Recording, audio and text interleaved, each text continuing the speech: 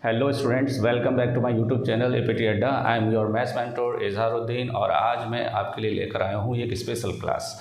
Means आज हम 12th standard mathematics का एक इम्पॉर्टेंट चैप्टर लगाएंगे और चैप्टर का नाम है 3 डायमेंशनल ज्योमेट्री। इस चैप्टर के अंदर मैं सिर्फ आपको 20 क्वेश्चंस कराऊंगा और ये सेलेक्टेड क्वेश्चंस हैं। मींस बोर्ड में आने वाले टर्म 2 एग्ज़ाम में आने वाले क्वेश्चंस हैं। आपको यहाँ से एक 3 मार्क्स का क्वेश्चन और एक 2 मार्क्स का क्वेश्चन 100% मिलने वाला है। तो जिन लोगों ने अगर इस चैप्टर को पढ़ा भी नहीं है, छुआ भी नहीं है, या जिन लोगों ने इस चैप्टर को बहुत अच्छे से पढ़ा है, तो ये सभी के लिए चैप्टर जो है लेक्चर इंपॉर्टेंट है। और ये 20 क्वेश्चंस 1 बाई 1 आप कॉपी लेकर बैठिए और चैनल को लाइक करिए, सब्सक्राइब करिए, लोगों में शेयर करिए, बेल आइकन को दबाइए, क्योंकि इसके बाद मैं कराने वाला हूँ 20 most important questions of vector algebra. Means term 2 के अंदर जितने भी चैप्टर हैं 1 बाई 1 सभी के मैं 15-20 क्वेश्चन कराऊंगा और 100% यहीं से क्वेश्चन आने वाले हैं। अब आपको ये पेपर मिलेगा कहाँ? डिस्क्रिप्शन में जाइए, इसका PDF का लिंक मैंने G ड्राइव का वहाँ शेयर कर रखा है, वहाँ से आप इसे डाउनलोड कर सकते हैं। और चलिए स्टार्ट करते हैं आज का लेक्चर। देखिए टोटल 20 क्वेश्चंस हैं, चैप्टर नंबर 11 NCERT का 3 डायमेंशनल ज्योमेट्री। तो देखिए आई होप सो कि आपको सारे फार्मूलाज वगैरह मेमोराइज होंगे, कंडीशंस पता होंगे। अगर नहीं भी पता है तो क्वेश्चंस के थ्रू समझ लीजिए, क्वेश्चंस आपको बिल्कुल समझ में आएगा अगर आपने बिल्कुल भी नहीं पढ़ा इस चैप्टर को। क्लियर? चलिए स्टार्ट करते हैं। देखिए इसके अंदर टोटल 20 क्वेश्चंस हैं, तो चलिए स्टार्ट करते हैं। इसमें नंबर 1, क्वेश्चन नंबर 1 देखिए क्वेश्चन क्या है कि find the coordinates of the point.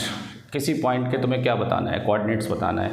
Where the line through the 2 points, 2 point दे रखे हैं, वो उससे पास हो रही है। तो बताइए इक्वेशन ऑफ लाइन 2 होती हैं। एक लाइन क्या होती है कि किसी पॉइंट से पास हो रही है और वेक्टर के क्या होती है? पैरेलल होती है। और दूसरी लाइन की इक्वेशन क्या होती है? Line passing through 2 points. तो अगर आपने नहीं पढ़ा है ना तो आप यहीं से क्लियर कर सकते हैं कि 2 पॉइंट से पास होने वाली लाइन की इक्वेशन क्या होती है। अभी मैं कराऊंगा, आप यहाँ से पढ़ लेना, ठीक है। और 2 ही लाइन की इक्वेशन होती है, तो एक तो यहीं पर ही आ जाएगी। And crosses the YZ plane, और वो प्लेन को क्रॉस कर रही है लाइन। कौन से प्लेन को? YZ को। तो YZ को बनाने के लिए आप यहाँ से बना लीजिए, this one is X, this one is Y and this one is Z। कौन सा प्लेन बना लीजिए? YZ plane. कौन सा प्लेन है ये? YZ plane. क्लियर? यहाँ से कोई लाइन है जो इसको क्या कर रही है? क्रॉस कर रही है, और ये लाइन 2 पॉइंट से पास हो रही है। कौन कौन सा पॉइंट है? 5, 1, 6, और दूसरा क्या है आपका? है 3, 4, 1। क्लियर? चलिए स्टार्ट करते हैं। आपको इस पॉइंट P के क्या बताना है? कोऑर्डिनेट बताना है, ठीक है। चलिए स्टार्ट करते हैं। अब बताइए ज़रा, कंडीशंस को अगर आप समझ लेंगे ना तो आपके मन में लड्डू फूटने वाला है, क्योंकि कंडीशंस के अकॉर्डिंग ही ये चैप्टर बहुत इंटरेस्टिंग है। अगर कंडीशन समझ में आती है ना तो इसके सारे क्वेश्चन लगाने का मन करता है। देखिए कैसे। अब आपको इस P के कोऑर्डिनेट बताना है। अब ज़रा सोचिए, ये P कॉमन पॉइंट है, ये पॉइंट लाइन पर भी आ रहा है और YZ प्लेन पर भी आ रहा है नहीं आ रहा है? तो P यहाँ पर वो पॉइंट होगा जो लाइन पर भी है और किस पर है? प्लेन पर भी है। तो हम दोनों पॉइंट निकालने की कोशिश करेंगे। हालांकि वो कॉमन पॉइंट है, लेकिन कंपेयर करेंगे बाद में इसको। तो पहले लाइन के थ्रू इस पॉइंट P के बारे में बात करेंगे। तो इक्वेशन ऑफ अ लाइन सबसे पहले आना चाहिए कि equation of a line passing through 2 point क्या होता है। तो क्या लिखेंगे? Equation of a line passing through 2 points. Passing through 2 points, बताइए क्या होता है? x minus x1 upon x2 minus x1, y minus y1 upon y2 minus y1, और z minus z1 upon z2 minus z1। ये Cartesian form है। कौन सा form है इसका? Cartesian form. तो अभी आप लिख लीजिए, अगर आपको मालूम है तो अच्छी बात है, अगर नहीं मालूम है तो आप यहाँ से याद करना स्टार्ट करिए। Equation of a line passing through 2 point, Cartesian form इसका।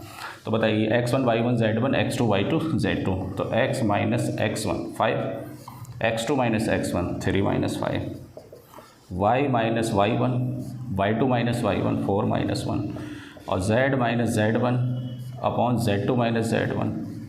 क्लियर? तो कितना हो जाएगा ये? x minus 5 upon minus 2, y minus 1 upon 3, और z माइनस 6 अपॉन माइनस 5। अब ज़रा सोचिए, यहाँ पर x, y, z डिसाइड करेंगे कि ये पॉइंट क्या होगा। तो ये सारे वैल्यूज़ आपस में इक्वल हैं, तो ये किसी भी कांस्टेंट नंबर लैम्डा के बराबर मान लीजिए। ऐसा मानने से ये लैम्डा पे डिपेंड करेगा कि x, y, z क्या होंगे।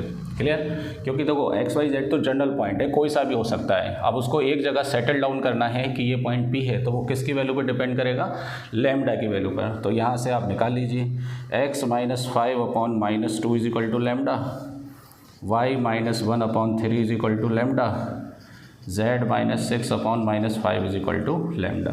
कैमरा का सेटिंग कैसा है भाई?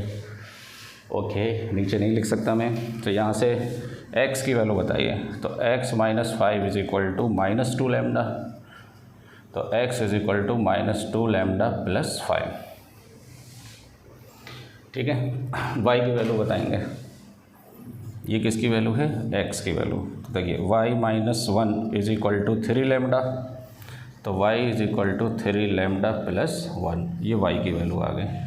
z की वैल्यू निकालने के लिए z - 6 is equal to -5 lambda, तो z is equal to -5 lambda plus 6 बराबर। तो यहाँ पर ये जो पॉइंट आ रहे हैं आपके x, y, z, क्लियर, ये लैम्डा की फॉर्म में आ रहे हैं, मतलब लैम्डा पर डिपेंड करेगा कि इसके एग्जैक्ट कोऑर्डिनेट क्या होंगे। क्लियर, तो देखिए यहाँ पर मैं कोऑर्डिनेट लिख देता हूँ, कौन, -2 लैम्डा प्लस 5 और 3 लैम्डा प्लस 1 और -5 लैम्डा प्लस 6। क्लियर, तो ये तो पॉइंट पी के कोऑर्डिनेट आ गए अकॉर्डिंग टू लाइन। अब हम प्लेन के अकॉर्डिंग बात करते हैं। तो देखिए वाई जेड प्लेन पर जो कोऑर्डिनेट होते हैं उसमें एक्स कोऑर्डिनेट 0 होता है। क्यों? क्योंकि ये वाई जेड प्लेन एक्स पर कोई डिस्टेंस मूव नहीं करता है, क्योंकि वाई जेड प्लेन पर जो कोऑर्डिनेट होंगे वो वाई और जेड के थ्रू वेरी करेंगे, एक्स के थ्रू वेरी नहीं करेंगे। तो इसके कोऑर्डिनेट क्या हो जाएंगे, 0, y, z बराबर। अब यहाँ पर x कोऑर्डिनेट क्या होना चाहिए, 0 होना चाहिए। तो देखो कंडीशन मिल गई हमें, तो क्या हुआ, मन में लड्डू फूटा है नहीं फूटा है, बता दीजिए। चलिए मैं जी बना देता हूँ, ओफ, है ना। हाँ देखिए क्या कंडीशन पता चल गई कि अगर वाई जेड प्लेन को क्रॉस कर रही है तो 100% वहाँ पे एक्स कोऑर्डिनेट क्या होगा, 0 होगा। और एक्स कोऑर्डिनेट किसके बराबर है, -2 lambda plus 5 is equal to किसके बराबर, 0 के बराबर, क्योंकि ये पॉइंट प्लेन पर भी लाई कर रहा है। तो यहाँ से 2 लैम्डा किसके बराबर हो गया, 5 के। तो लैम्डा किसके बराबर हो गया, 5/2 के। तो देखिए लैम्डा की वैल्यू कितनी आ गई, 5/2।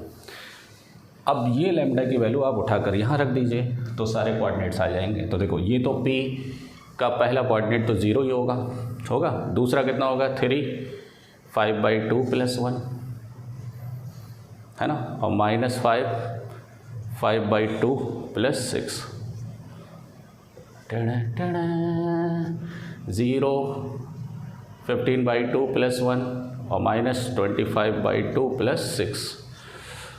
तो P के कोऑर्डिनेट आ गए 0, 2 × 1 = 2, 15 + 2 कितना हो गया, 17/2 और 12 - 25 तो माइनस का 13/2। ये कोऑर्डिनेट आ गए किसके, P के। तो इस क्वेश्चन से आपकी क्या लर्निंग है, लर्निंग ये है कि आपको कंडीशंस पता होना चाहिए कि अगर ये वाई जेड प्लेन को कट कर रहा है तो एक्स कोऑर्डिनेट क्या होना चाहिए, 0। अब इस क्वेश्चन को NCERT के अंदर 3 तरह से दिया है। अगर ये लाइन एक्स जेड प्लेन को कट करता तो y कोऑर्डिनेट 0 हो जाता। यही लाइन अगर एक्स वाई प्लेन को कट करता तो z कोऑर्डिनेट 0 हो जाता, तब उसमें ये 0 रख देते हैं। तो this is all about the first questions. ठीक है, चलिए इसी बात पर चैनल को सब्सक्राइब कर दें। ठीक है, चलिए अगला क्वेश्चन लगाते हैं। देखिए इस चैप्टर को इंटरेस्ट लेकर पढ़िए, बहुत ही सिंपल चैप्टर है ये। आपको बस क्या करना है, कंडीशंस पे फोकस करना है, बाकी लिखना तो कोई बड़ी बात नहीं, सब लिख लेते हैं आज के टाइम में। कंडीशंस याद रखिए, अगर आपके माइंड में कंडीशंस याद रहेंगी ना तो क्वेश्चन बहुत ईजी वे में आप क्या कर सकते हैं, लगा सकते हैं। चलिए सेकंड क्वेश्चन लगाएंगे। सेकंड क्वेश्चन क्या है, देखिए सेकंड क्वेश्चन है कि find the coordinate of the point where the line crosses the plane. अच्छा ये भी वैसा ही है। अब यहाँ पर कोई प्लेन ले लीजिए, ठीक है। अब इस प्लेन का कोई डायरेक्शन नहीं है, लेकिन कोई लाइन इसको क्या कर रही है, कट कर रही है। क्लियर, और वो लाइन 2 पॉइंट से पास हो रही है, किस किस से, 3, -4, -5। एक तो ये पॉइंट है आपका, और दूसरा पॉइंट क्या है, 2, -3, 1। क्लियर, और प्लेन की इक्वेशन क्या है, 2x + y + z = 7। अब ज़रा सोचिए यहाँ पर कंडीशन क्या बन सकती है। अपने को इस पॉइंट P के कोऑर्डिनेट बताना है। अब कोई लाइन है जो किसी प्लेन को क्या कर रही है, क्रॉस कर रही है, तो पॉइंट P लाइन पर भी लाई करेगा और प्लेन पर भी लाई करेगा। तो प्लेन पे लाई करने के लिए एक्स वाई जेड पहले ही दे रखे हैं, तो यहाँ से एक्स वाई जेड निकाल के इसमें रख दीजिए, कंडीशन आ जाएगी आपकी लैम्डा की। क्लियर? नहीं समझ में आया? चलिए मैं बताता हूँ। सबसे पहले equation of a line passing through two points. देखिए प्रीवियस क्वेश्चन में फॉर्मूला लिखवा चुका हूँ, तो अब नहीं लिखवा रहा मैं, सीधा फॉर्मूला अप्लाई करूँगा। x minus x1, x2 minus x1, y minus y1, तो माइनस माइनस क्या हो जाएगा प्लस, और -3 और -4 तो +4 हो जाएगा। z माइनस z1 तो माइनस माइनस प्लस हो जाएगा। 1 x2 minus x1, 1 minus plus 5 हो जाएगा। तो ये हो गया आपका x minus 3 upon -1, y plus 4 upon 1, z plus 5 upon 6। अब देखिए इसके अंदर कोऑर्डिनेट किसी भी पॉइंट के किस पर डिपेंड करेंगे, x y z पर। अब ये तीनों वैल्यूज़ आपस में इक्वल है, तो ये किसी न किसी कांस्टेंट नंबर के बराबर होंगे। तब यहाँ पर x y z के अगर कोऑर्डिनेट तुम्हें फिक्स करना है, इनकी वैल्यूज़ फिक्स करना है, तो वो लैम्डा के ऊपर डिपेंड करेगा। तो यहाँ से आप x निकाल लीजिए, डायरेक्ट लिखेंगे माइनस लैम्डा प्लस 3, ये माइनस का लैम्डा हो गया और ये माइनस का उधर जाके किसका हो जाएगा, प्लस का। y बताइए, लैम्डा बन जा लैम्डा -4, लैम्डा बन जा लैम्डा प्लस है तो -4 हो जाएगा। z is equal to 6 lambda plus का, उधर जाके किसका हो जाएगा, माइनस का हो जाएगा। क्लियर? अब सोचिए ये जो पॉइंट है एक्स वाई जेड, वो पॉइंट यही तो है एक्स वाई जेड लैम्डा की फॉर्म में। अब ये पॉइंट प्लेन को भी सेटिस्फाई करेगा, क्यों? क्योंकि ये पॉइंट प्लेन के ऊपर भी है। तो क्या लिखेंगे, point P lies on the plane. So therefore 2 into X की वैल्यू कितनी है, minus lambda plus 3 plus Y की वैल्यू कितनी है, लैम्डा -4 प्लस जेड कितना है, 6 lambda -5 is equal to 7। Clear? तो यहाँ से लैम्डा की वैल्यू आ जाएगी। ठीक है, चलिए कितना हो गया, -2 लैम्डा प्लस 3 2 जा 6 plus lambda -4 plus 6 lambda -5 is equal to 7। 6 और 1 7 में से 2 जाएंगे तो 5 लैम्डा। क्लियर? 5 और 4 9 में से 6 जाएंगे तो 3 इज इक्वल टू 7। तो 5 lambda is equal to 7 plus 3 is equal to 10। तो लैम्डा इज इक्वल टू 2। तो लैम्डा की वैल्यू कितनी आ गई, 2 आ गई। ये 2 वैल्यू आप यहाँ रख दीजिए। तो यहाँ से x कोऑर्डिनेट कितना आ जाएगा, माइनस लैम्डा प्लस 3 है, तो ये हो गया -2 प्लस 3 इज इक्वल टू कितना आ गया, 1। y इज इक्वल टू कितना है, लैम्डा -4, लैम्डा की जगह कितना 2 -4, तो y इज इक्वल टू कितना हो गया, -2। z इज इक्वल टू कितना है, 6 लैम्डा -5, तो 6 इंटू 2 -5, 12 -5 तो कितने 7। तो पॉइंट P के कोऑर्डिनेट क्या आ गए आपके, 1, -2, 7। That is answer. ठीक है, चलिए यहाँ की कंडीशन समझ में आई कि जो पॉइंट लाइन पर लाई करता है वही प्लेन पर लाई करेगा, तो प्लेन को भी क्या करेगा ये सेटिस्फाई, तो उससे लैम्डा की वैल्यू आप ला सकते हैं। ठीक है, चलिए सेकंड क्वेश्चन आपका कंप्लीट हो गया। अगर मज़ा आ रहा है तो चैनल को क्या कर दें, सब्सक्राइब कर दें, प्यारा सा कमेंट कर दें।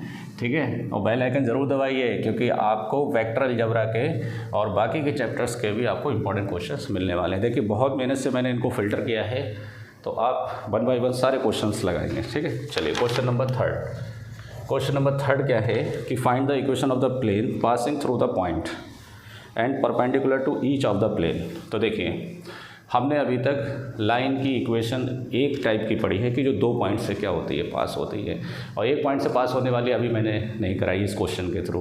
अगर आपने नहीं पढ़ा है चैप्टर, तो अगर पढ़ रखा है तो आपको पहले से ही मालूम है। ठीक है, अब हम प्लेन की इक्वेशन की बात करेंगे। प्लेन की इक्वेशन 5 टाइप्स की होती है। कितने टाइप की, 5 टाइप। उसमें से एक टाइप ये है कि equation of a plane passing through a given point, है ना, passing through a given point. And perpendicular to a normal, एक नॉर्मल के क्या होगा वो परपेंडिकुलर, या एक नॉर्मल दिया होगा उसके डायरेक्शन कोसाइन वगैरह दे रखे होंगे, डायरेक्शन रेशियो वगैरह। देखिए फिलहाल क्वेश्चन क्या है, देखिए find the equation of the plane passing through the point. ये कोई प्लेन है, ये मान लो किसी पॉइंट से पास हो रहा है, इस पॉइंट के कोऑर्डिनेट क्या है।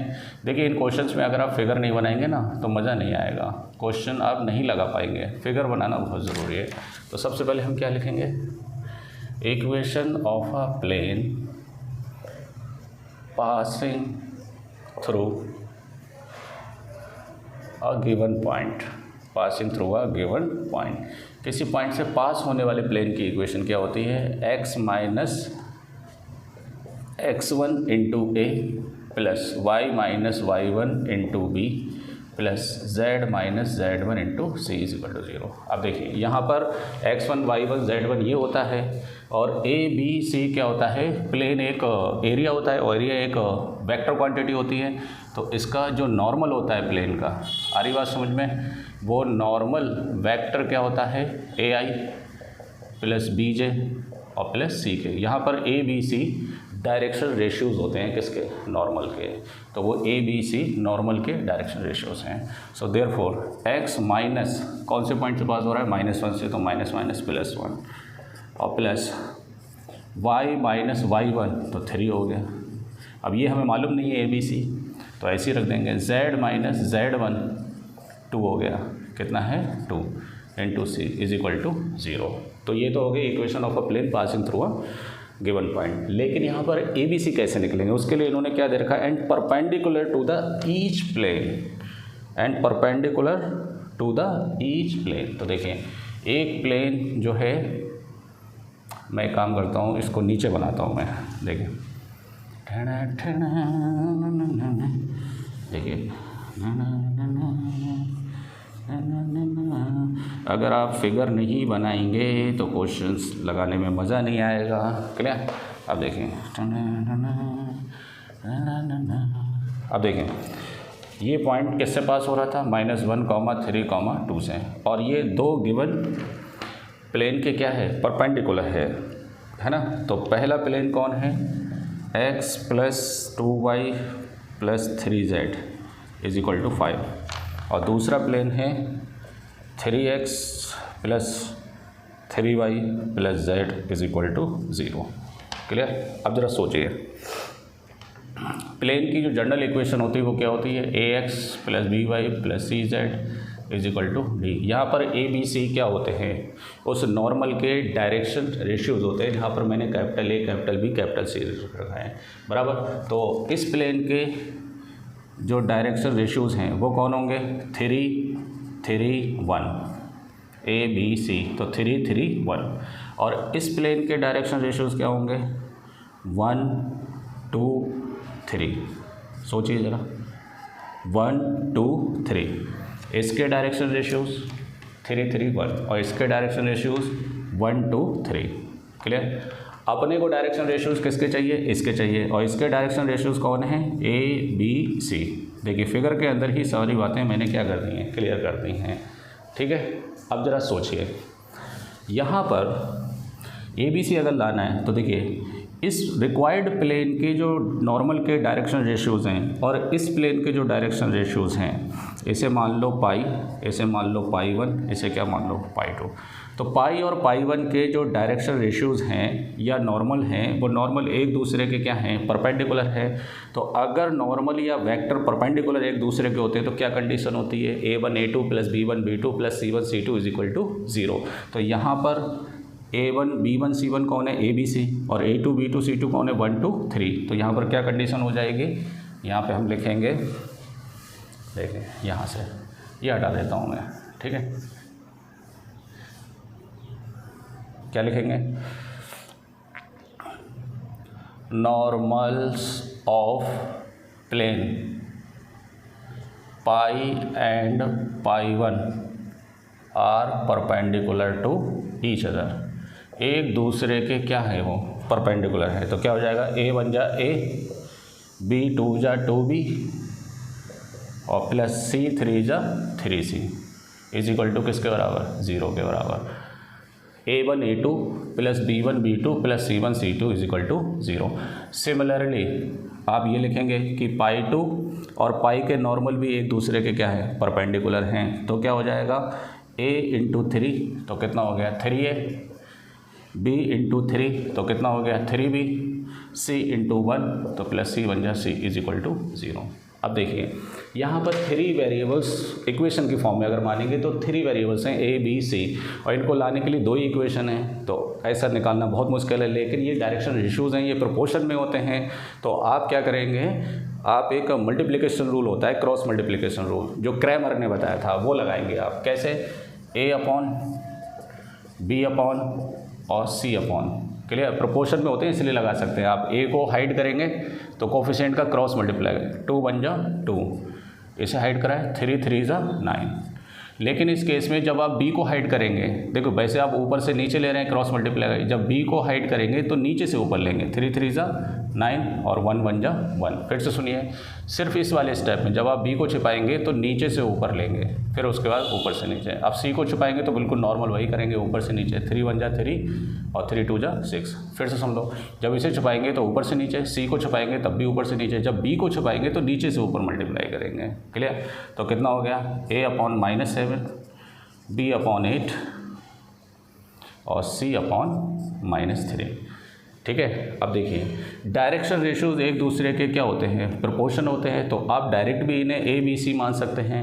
अगर नहीं भी मानना है तो आप इसे क्या ले लीजिए, K ले लीजिए। तो यहाँ से A किसके बराबर हो गया, -7 के, B किसके बराबर हो गया 8 के, C किसके बराबर हो गया -3 के। ये सिर्फ इसी क्वेश्चन बता रहा हूँ, वैसे आप डायरेक्ट ले सकते हैं, कोई फ़र्क नहीं पड़ने वाला है। देखिए यहाँ से वैल्यू रख दीजिए इसमें, तो ये कौन हो गया, x + 1 A की जगह पर -7 के, है ना, प्लस y -3 इंटू 8 के, प्लस z -2 -3 के इज इक्वल टू किसके बराबर 0 के। के कॉमन आके क्या हो जाएगा, राइट साइड में डिवाइड हो जाएगा, 0 हो जाएगा। तो देखिए कोई फ़र्क पड़ा नहीं ना, तो आप डायरेक्ट भी ले सकते थे यहाँ पर A B C यही वैल्यूज़।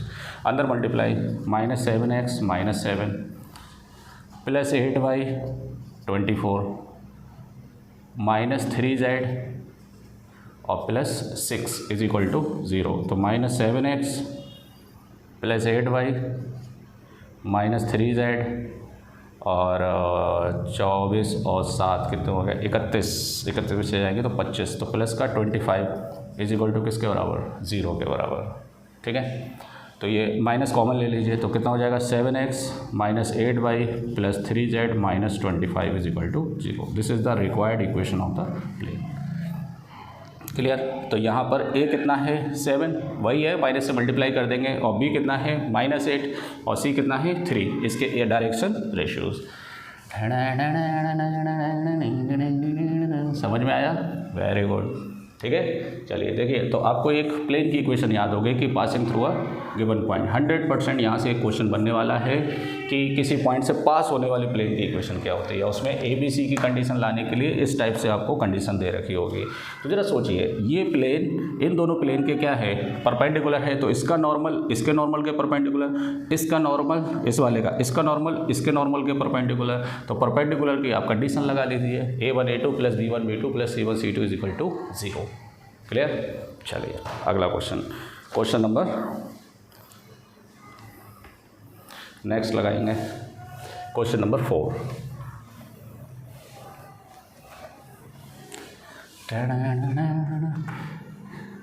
भाई क्वेश्चन लिखने में एक मिस्टेक हो गई है, मैंने डायरेक्ट 1 2 3 के बाद डायरेक्ट 5 लिख दिया है, तो 4 यहाँ से गायब हो गया क्वेश्चन।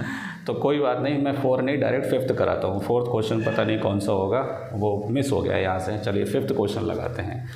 कौन सा क्वेश्चन, 5th, ठीक है, सीक्वेंस के हिसाब से, क्योंकि आप पेपर डाउनलोड करेंगे तो उसमें पता होना चाहिए। देखिए, find the equation of the plane passing through the line of intersection of the plane इतने and parallel to X axis. अब देखिए एक कंडीशन और आ गई कि जब भी दो प्लेन एक दूसरे को क्या करते हैं, इंटरसेक्ट करते हैं,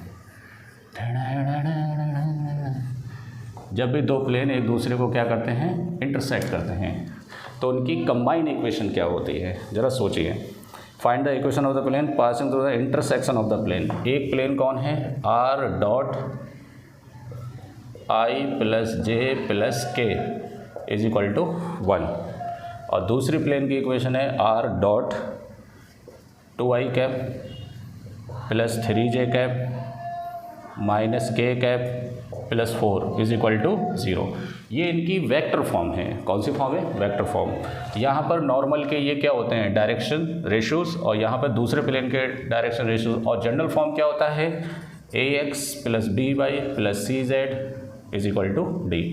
ये इसका कार्टेशियन फॉर्म होता है। ये कौन सा है, वेक्टर फॉर्म है। तो इस टाइप के क्वेश्चंस को आप कार्टेशियन से लगाया करें, तो कार्टेशियन से थोड़ा इजी रहता है। चलिए इसका कार्टेशियन फॉर्म लिखेंगे, तो 1 1 1 है ना, तो ax 1 है ना, plus by plus cz, c कितना है 1 है, और इज इक्वल टू किसके बराबर, 1 के बराबर। इसका कार्टेशियन फॉर्म लिखिए, तो 2x plus 3y minus z है ना प्लस 4 इज इक्वल टू 0। इसको इधर ले लो, -1 इज इक्वल टू 0। क्लियर। अब ये दो आपके पास प्लेन आ गए, इनकी कंबाइन इक्वेशन लिखना है। क्या लिखना है, combine equation of plane π1 and π2। ये दो प्लेन ले लीजिए, एक π1 और दूसरा π2। तो कंबाइन इक्वेशन कैसे लिखी जाती है प्लेन की, कैसे लिखी जाती है combine equation, x plus Y plus Z minus 1 plus lambda 2x plus 3y minus Z plus 4 is equal to किसके बराबर, 0 के बराबर। क्लियर। आई बात समझ में कि ये कंबाइन इक्वेशन कैसे लिखी जाती है। कंबाइन इक्वेशन का फॉर्मूला होता है a plus lambda b is equal to 0। तो देखिए ये वेक्टर की कंबाइन फॉर्म होती है।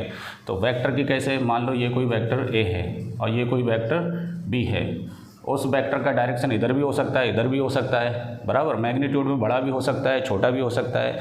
जब इन दोनों को मैं मिलाकर एक कंप्लीट वेक्टर बनाऊंगा तो वो किस पर डिपेंड करेगा, लैम्डा की वैल्यू पर डिपेंड करेगा। क्लियर। और यहाँ पर होता क्या है कि एक्चुअल में जब भी कोई वेक्टर दूसरे वेक्टर के पैरेलल होता है तो मैग्नीट्यूड में बराबर भी हो सकता है, बड़ा भी हो सकता है, छोटा भी हो सकता है। तो वो वैल्यू क्या लगाई जाती है, लैम्डा लगाई जाती है। लैम्डा नेगेटिव है तो उल्टा डायरेक्शन है, लैम्डा पॉजिटिव है तो पॉजिटिव डायरेक्शन है, लैम्डा ग्रेटर देन 1 है तो इसका मतलब ये बड़ा है ना, ये वैल्यू बड़ी है, और लेस देन 1 है तो ये वैल्यू बड़ी है। आ रही बात समझ में। तो इसलिए जब हम इसको इधर लाएंगे तो यहाँ माइनस ना लिखें, क्या लिखेंगे, लैम्डा भी, क्योंकि लैम्डा भी फिक्स नहीं है कि प्लस है या माइनस है। तो इसकी कंबाइन इक्वेशन इस तरह से लिखी जाती है, a प्लस लैम्डा भी इज इक्वल टू 0। अब एक प्लेन खुद एक वेक्टर क्वांटिटी होती है ना, जिसका नॉर्मल क्या होता है, एक वेक्टर ही तो होता है। तो वो वेक्टर और ये इसका वेक्टर, देखो इसका वेक्टर किस डायरेक्शन में आएगा, इधर आएगा, इसका वेक्टर किस डायरेक्शन में आएगा, इधर आएगा। तो इनका कंबाइन इक्वेशन वेक्टर का क्या लिखा जाएगा, ये तो लिखा जाएगा। देखिए ये सब कॉन्सेप्ट के केस हैं, इसलिए मैं आपको बता दे रहा हूँ कि क्यों लिखा जाता है ये ऐसे। तो a प्लस लैम्डा भी, ये मैंने आपको बता दिया है। ठीक है। दो पैरेलल वेक्टर है ना, कोलिनियर वेक्टर की कंडीशन क्या होती है, a plus lambda B is equal to 0। क्यों होती है, क्योंकि a b के बराबर भी हो सकता है, छोटा भी हो सकता है, बड़ा भी हो सकता है, नेगेटिव भी हो सकता है, पॉजिटिव भी हो सकता है। तो इसलिए लैम्डा की वैल्यू पर डिपेंड करेगा ये। चलिए कितना बुलवाते हो यार तुम लोग। अब देखिए, अब ये जो प्लेन है इसकी इक्वेशन में ये बना देता हूँ, सॉरी प्लेन का फिगर ये बना देता हूँ मैं। ठीक है। अब वो क्या बोला है, this plane is parallel to x axis. ये प्लेन किसके पैरेलल है, x एक्सिस के। तो देखिए इसका जो प्लेन होगा उसका नॉर्मल इधर आएगा, है ना। आप नीचे भी बढ़ा सकते हैं, बराबर। अब ज़रा सोचिए इस नॉर्मल के DRs क्या होंगे, क्योंकि बगैर DRs पता करें आपको सॉल्व कर ही नहीं मिलेगा क्वेश्चन। तो इसके DRs आप यहाँ से निकाल सकते हैं। तो देखिए x plus Y plus Z minus 1 plus 2 lambda x। यार इतना लेंदी नहीं कर रहा, इधर देखिए यहाँ से x कॉमन ले लूँगा मैं, तो क्या बचेगा 1 प्लस 2 लैम्डा, है ना। यहाँ से y कॉमन ले लूँगा मैं, तो क्या बचेगा 1 plus 3 lambda.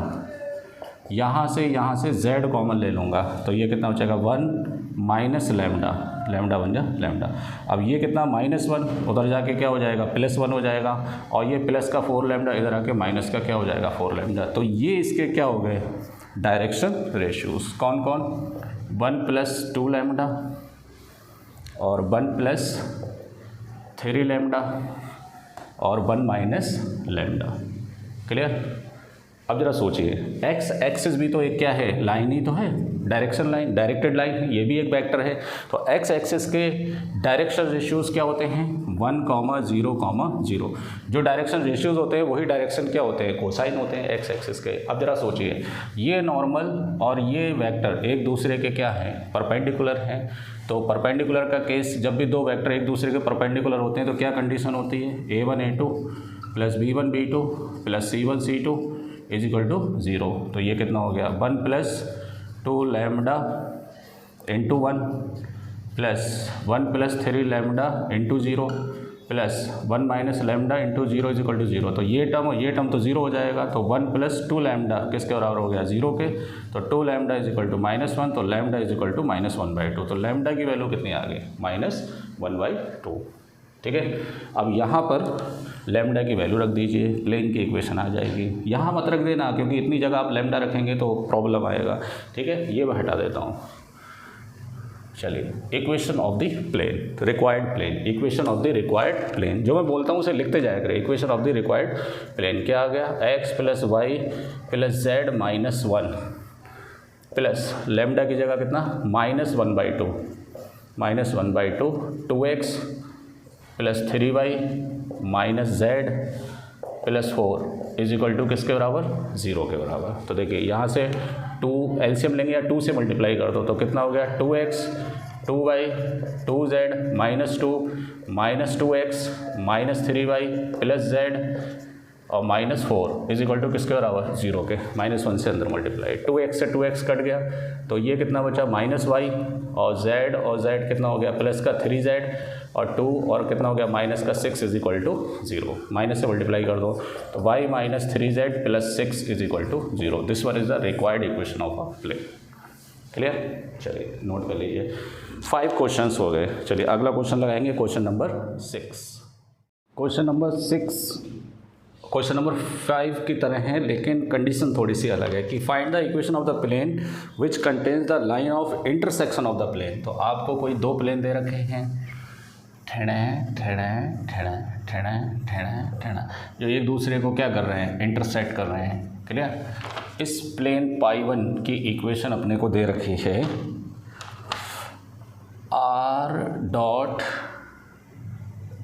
i plus 2j plus 3k -4 is equal to 0। देखो भाई, r dot N cap is equal to D, ये प्लेन की वेक्टर फॉर्म होती है। कौन सी फॉर्म होती है, वेक्टर। यहाँ पर n जो होता है वो यूनिट वेक्टर होता है, लेकिन यहाँ पर यूनिट वेक्टर नहीं है ये, तो यहाँ पर n कैप की जगह क्या आ जाएगा, n वेक्टर आ जाएगा। क्लियर। तो फिलहाल हमें वेक्टर फॉर्म से मतलब भी नहीं है, हम इसे कार्टेशियन फॉर्म में लिखेंगे। जरा बताइए इसकी कार्टेशियन फॉर्म क्या होगी। 1 2 3 इसके डायरेक्शन रेशियोज़ हैं, तो क्या होगा, x plus 2y plus 3z -4 is equal to 0। ये प्लेन कौन है, पाई2 की इक्वेशन क्या है, r डॉट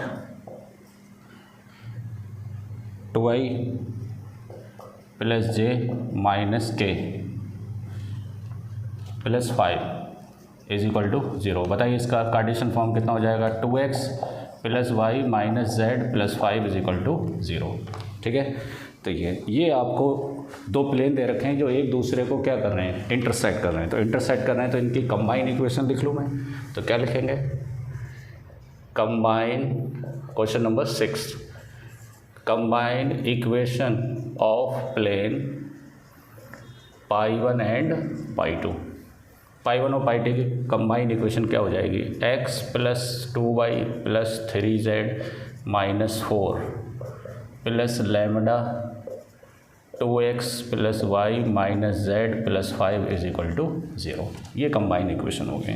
तो देखिए ये कोई प्लेन है, ये 2 प्लेन के कंबाइन से बनने वाला प्लेन है ये। अब इसके डायरेक्शन रेशियोज़ नॉर्मल के क्या होंगे, तो यहाँ से आप निकाल लीजिए।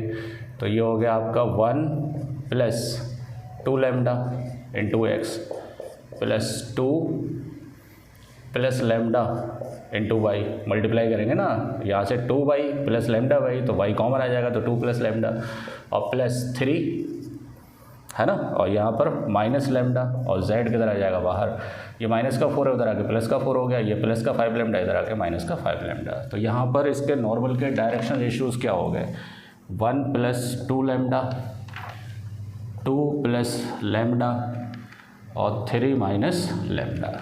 इतनी बात हमें दे रखी है और हमने थोड़ा सिंप्लीफाई कर लिया इसको, ठीक है। अब वो क्या बोला है कि ये प्लेन जो है गिवन प्लेन के क्या है, परपेंडिकुलर है, गिवन प्लेन के क्या है, परपेंडिकुलर है। तो इस प्लेन का भी नॉर्मल होगा, तो उसके लिए आपको प्लेन की इक्वेशन दे रखी है, क्या दे रखी है कि r.5i +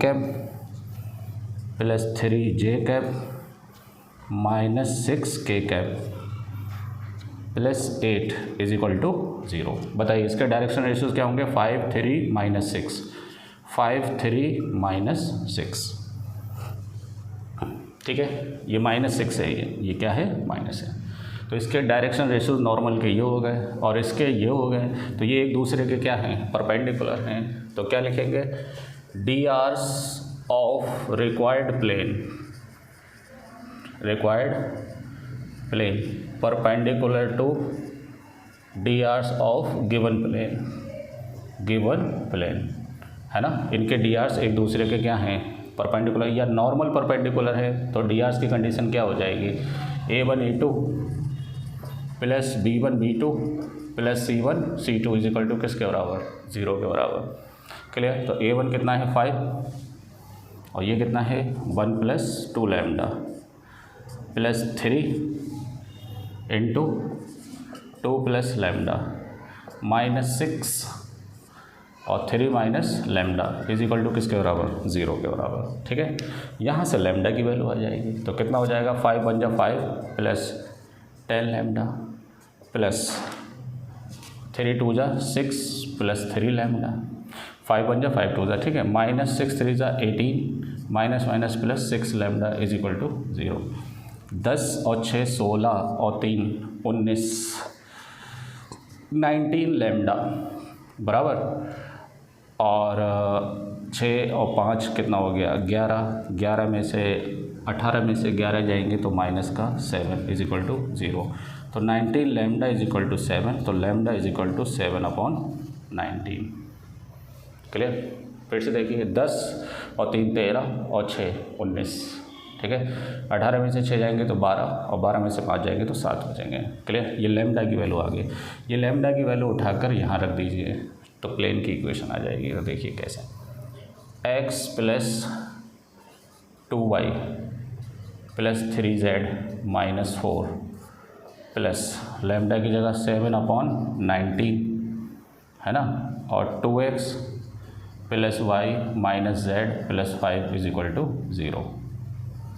अब एक बात और बता दूं, यहाँ पर जब भी बोले कि find the equation of line या प्लेन, अगर वो स्पेसिफाई नहीं कर रहा है तो आपकी चॉइस है, आप चाहे वेक्टर फॉर्म में लिखें चाहे कार्टेशियन फॉर्म में लिखें, ठीक है। तो टेंशन लेने की ज़रूरत नहीं है। यहाँ से 19 से मल्टीप्लाई कर दो तो 19x 38y 57z और -76 और plus 14x + 7y - 7z + 35 = 0।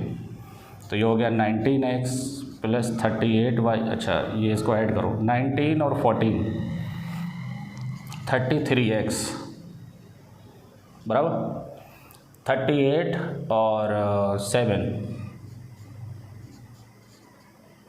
45y, 8 7 15 45 हो जाएंगे, और 57z और -7z तो प्लस का 50z है ना, और 76 और 35, 76 में से 35 माइनस करिए तो कितना बचेगा 1 और 4, तो माइनस का 41 = 0।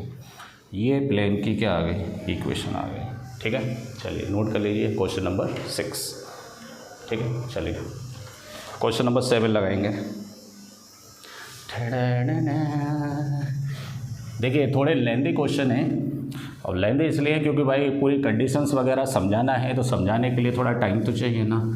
हाँ शॉर्ट में करा दूंगा तो आप लोग समझ रहे हैं ना, सब बाउंस हो जाएगा ऊपर से, तो बेटर है आप अच्छे से पढ़िए इसको। क्वेश्चन नंबर 7 देखें, क्वेश्चन नंबर 7 के अंदर अपने क्या दिया है कि find the distance of a point, किसी पॉइंट P की डिस्टेंस बतानी है ना, from the point of intersection of the line and a plane. ये कोई लाइन है और ये कौन है, प्लेन है, बराबर, क्लियर। इस पॉइंट P के कोऑर्डिनेट बताना है, तब यहाँ से यहाँ तक की तुम्हें क्या बताना है, डिस्टेंस बताना है। समझ में आया क्वेश्चन। पॉइंट P की Q से क्या बताना है, डिस्टेंस। Q जो है वो इंटरसेक्टिंग पॉइंट है लाइन का और किसका, प्लेन का। तो लाइन की इक्वेशन क्या दे रखी है, R is equal to 2i cap plus j cap 2i cap minus j cap plus 2k cap plus lambda और ब्रैकेट में 3i plus 4j plus 2k, 3i plus 4j plus 2k, ये vector form दी है, ठीक है। और plane की equation क्या दे रखी है कि r dot i minus j plus k is equal to किसके बराबर, 5 के बराबर, ठीक है। मैं पहले ही समझा चुका हूँ कि आप वेक्टर फॉर्म में क्वेश्चन को ना किया करें, आप कार्टेशियन फॉर्म में करें तो ज़्यादा बेटर है, ठीक है। चलिए बताइए, इस प्लेन की इक्वेशन डायरेक्शन रेशियोज़ क्या है इसके, नॉर्मल के 1 माइनस 1 1, तो क्या हो जाएगा x minus y plus Z minus 5 is equal to 0। और इस लाइन की इक्वेशन देखिए, ये वो लाइन है जो एक पॉइंट से पास हो रही है, उस पॉइंट के कोऑर्डिनेट क्या है 2 माइनस 1 2, और गिवन वेक्टर b के क्या है, ये पैरेलल है, उसके डायरेक्शन रेशियोज़ क्या है 3 4 2। तो देखिए एक लाइन की इक्वेशन क्या थी कि दो पॉइंट से पास होने वाली, ये पहली वाली आ गई कि किसी एक पॉइंट से पास होने वाली लाइन और गिवन वेक्टर के क्या होना चाहिए, पैरेलल होना चाहिए, क्लियर। तो इसका कार्टेशियन फॉर्म क्या होता है, Cartesian form of given line x minus x1 upon A, y minus y1 upon b और z minus z1 upon c, बराबर। 2 पॉइंट के लिए क्या होता है x2 minus x1, y2 minus y1, z2 minus z1, ये एक पॉइंट से पास होने वाली लाइन की इक्वेशन है।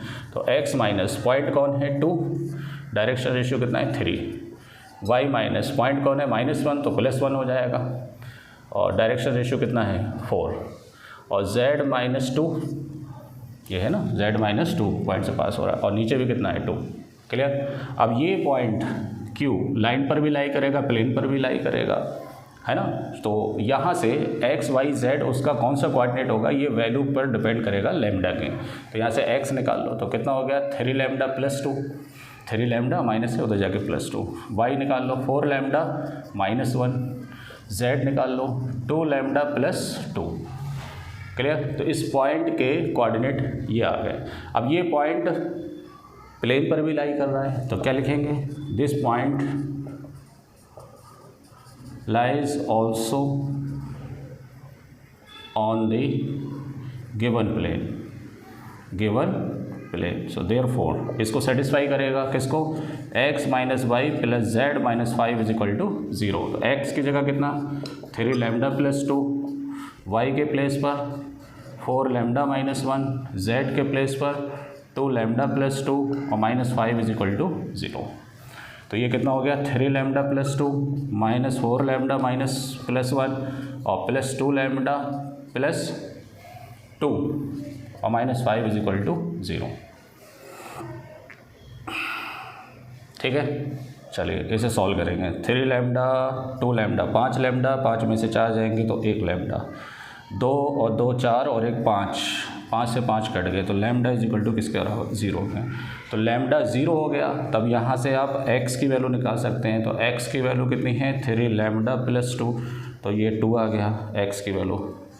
कैसे आ गया, लैम्डा की जगह 0 रखेंगे तो 2 आ जाएगा। y बताइए, y कितना है 4 लैम्डा माइनस 1, तो y इज इक्वल टू यहाँ 0 रखेंगे तो -1 आ जाएगा। z लाएंगे, z कितना है 2 लैम्डा प्लस 2, यहाँ 0 रखेंगे तो z की वैल्यू कितनी आ जाएगी 2, तो 2 -1 2, इसके कोऑर्डिनेट क्या है 2 -1 2, 2 -1 2। अब तुम्हें PQ डिस्टेंस बताना है, क्या बताना है PQ। चलिए डिस्टेंस फार्मूला बताइए, x2 - x1 का whole square plus y2 minus y1 का होल स्क्वायर। ये 2D के लिए, 3D के लिए और जुड़ जाएगा, z2 माइनस z1 का होल स्क्वायर। चलिए बताइए, 2 माइनस माइनस प्लस 1 का whole square, -1 minus minus plus 5 का whole square, 2 minus minus plus 10 का होल स्क्वायर। तो 3 का स्क्वायर 9, 4 का स्क्वायर 16 और 12 का स्क्वायर 144। तो ये हो गया 169, और 169 इज इक्वल टू कितना होता है 13 यूनिट्स। कितना आंसर आएगा 13 यूनिट्स। चलिए नोट कर लीजिए इसे। ये हो गया आपका क्वेश्चन नंबर 7। ठीक है, चलिए क्वेश्चन नंबर 8 लगाएंगे, नोट कर लीजिए इसे। क्वेश्चन नंबर 8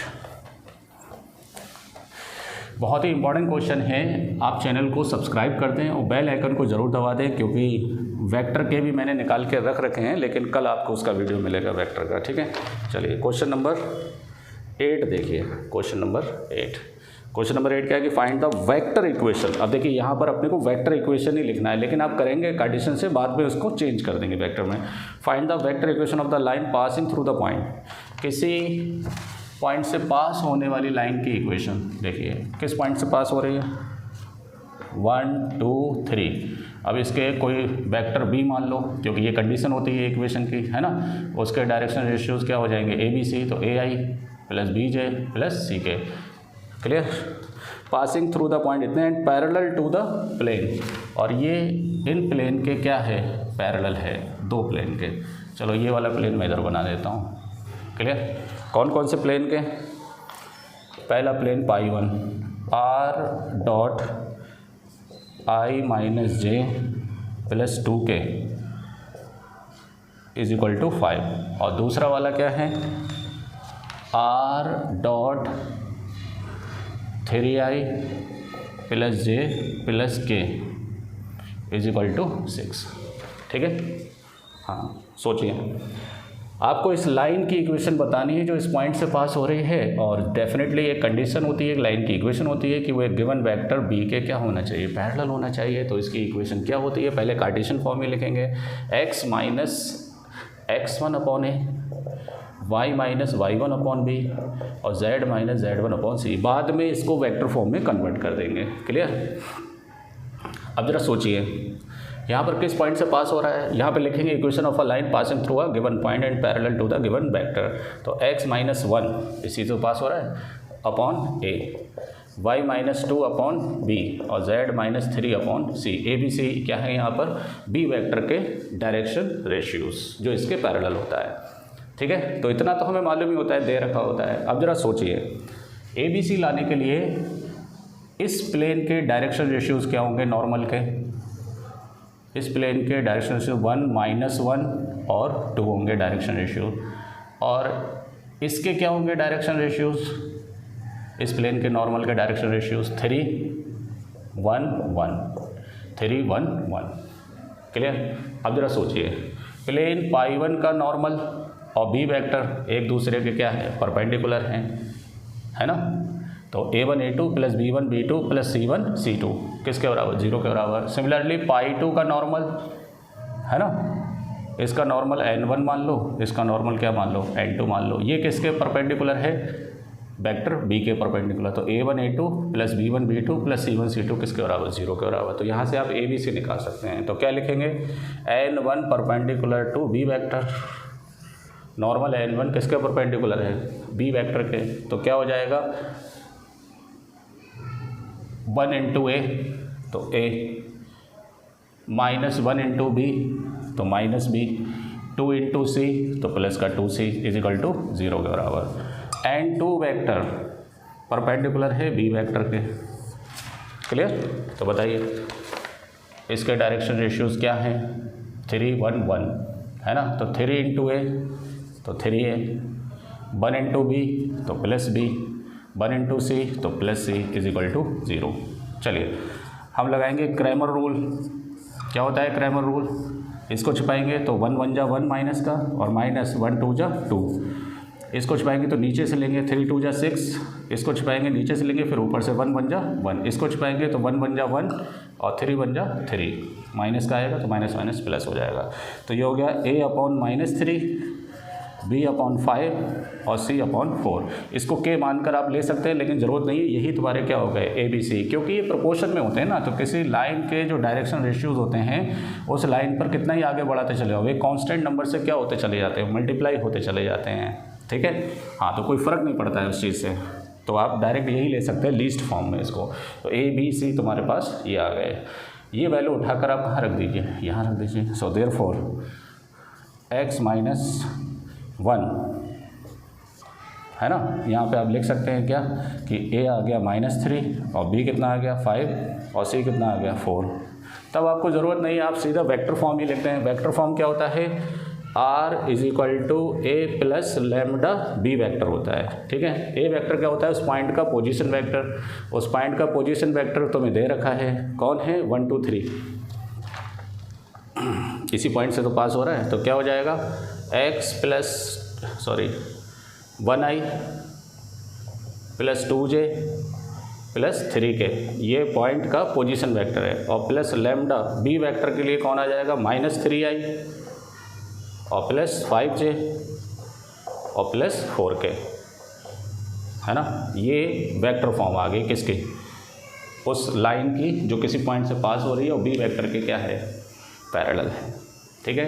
देखो भाई, इंपॉर्टेंट चीज़ है फिगर आपने अगर अच्छे से बना लिया, समझ में आ गया, तो आप बहुत सिंपल वे में से लगा सकते हैं। चलिए क्वेश्चन नंबर 9 लगाएंगे। देखें, चैनल को सब्सक्राइब कर दें प्लीज़, क्योंकि सब्सक्राइब करेंगे तो आपका ही फ़ायदा होगा। क्वेश्चन नंबर 9 देखिए कि find the coordinate of the foot of the perpendicular and the perpendicular distance from the point P from the plane इतने आल्सो फॉर द इमेज। देखिए बहुत इंपॉर्टेंट क्वेश्चन, ये एनसीईआरटी में नहीं मिलेगा तुम्हें क्वेश्चन। देखिए ये कोई प्लेन है, बराबर, इस प्लेन की इक्वेशन क्या है, 2x minus y plus z plus 1 is equal to 0। और यहाँ पर एक कोई पॉइंट P है, इस P के कोऑर्डिनेट क्या हैं, 3, 2, 1।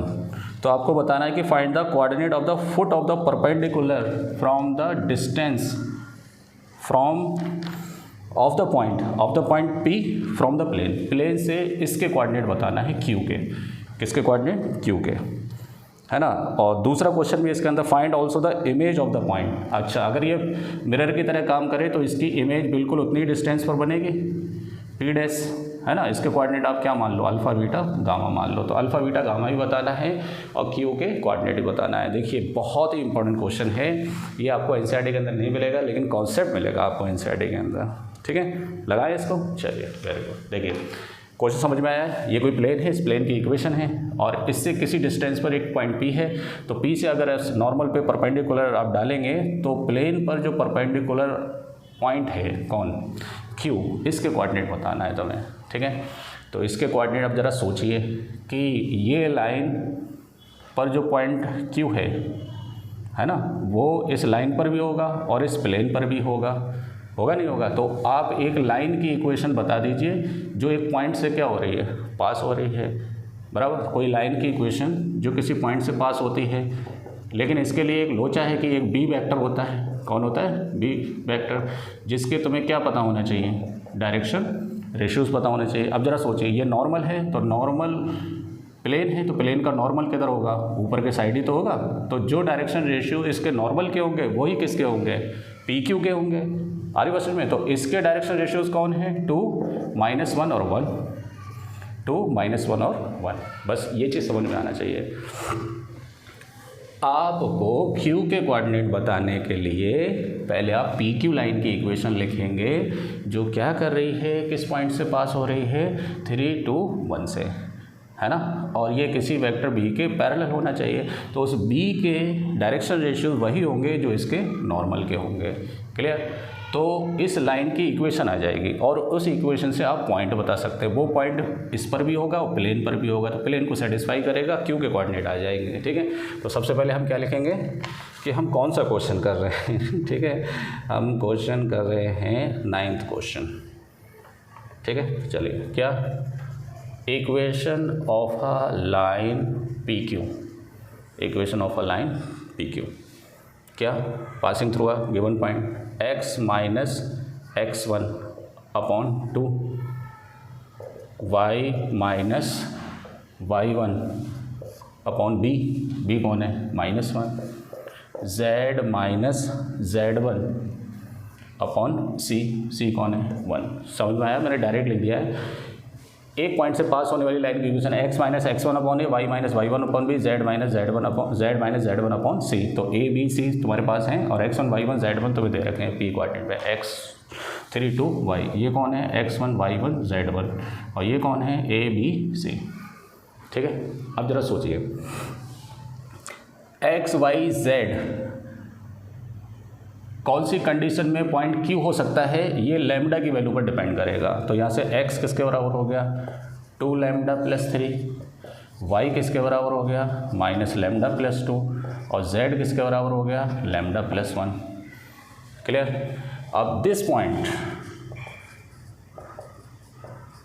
Also lie on the plane, ये प्लेन पर भी क्या कर रहा है? लाई कर रहा है। तो 2x minus y plus z plus 1 is equal to 0। तो ये हो गया 2 lambda plus 3 minus lambda plus 2 plus lambda plus 1 और प्लस 1 इज इक्वल टू 0। समझ में आया? ठीक है, चलिए अंदर मल्टीप्लाई करेंगे। 2 2 ज़ा 4 लैम्डा प्लस 3 2 ज़ा 6 plus lambda minus 2 plus lambda plus 1 is equal to 0। तो 4 और 1 5 और 1 6, 6 लैम्डा 1 2 3 है ना, 6 लैम्डा और 2 से 2 क्या हो गया? Cancel, is equal to -6। तो लैम्डा इज इक्वल टू -1। ये प्लस का उधर जाके माइनस का हो जाएगा। लैम्डा की वैल्यू कितनी आ गई? -1 आ गई। ठीक है, तब आप यहाँ से Q के कोऑर्डिनेट बताओ। देखो Q कौन है? 2 लैम्डा प्लस 3 और माइनस लैम्डा प्लस 2 और लैम्डा प्लस 1। तो देखिए Q के कोऑर्डिनेट क्या होगा? आप -1 लगाएंगे तो -2 plus 3 plus 1 plus 2 minus minus plus हो जाएगा। -1 लगाएंगे तो -1 प्लस 1। तो Q के कोऑर्डिनेट क्या हो गए? 1 3 0 1 3 0 है ना। तो इसके कोऑर्डिनेट हो गए 1 3 0। क्लियर? आया समझ में? Very good. कैलकुलेशन अगर कहीं मिस्टेक हो जाती है तो आप टेंशन ना लें, आप खुद भी कर सकते हैं, बट कॉन्सेप्ट आपका क्लियर होना चाहिए। ठीक है, क्योंकि लॉन्ग लेक्चर है, 1 शॉट लेक्चर है, तो कहीं ना कहीं कैलकुलेशन में मिस्टेक हो सकती है। चलिए अब इसके अल्फ़ा बीटा गामा के कोऑर्डिनेट बताना है तुम्हें। किसके? अल्फ़ा बीटा गामा के। तो ज़रा सोचिए, ये इसकी इमेज है तो ये क्या होना चाहिए? मिड पॉइंट होना चाहिए। तो क्या लिखेंगे? Q is a mid point, Q is a mid point of P dash. P dash का क्या है? ये मिड पॉइंट है। तो Q के कोऑर्डिनेट क्या हो जाएंगे?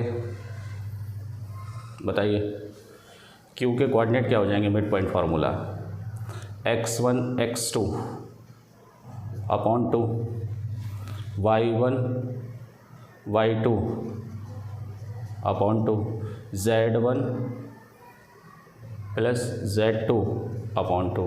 ये तो कोऑर्डिनेट होंगे। x1 plus x2 y2, y1 plus y2 y2, z1 plus z2 y2, ये Q के कोऑर्डिनेट आ गए। और Q के कोऑर्डिनेट किसके बराबर हैं? 1 3 0 के। तो ये कोइंसाइड करेंगे, सेम होंगे, कोइंसाइड करेंगे। तो alpha plus 3/2 is equal to 1। तो alpha plus 3 is equal to 2। तो alpha is equal to 2 minus 3।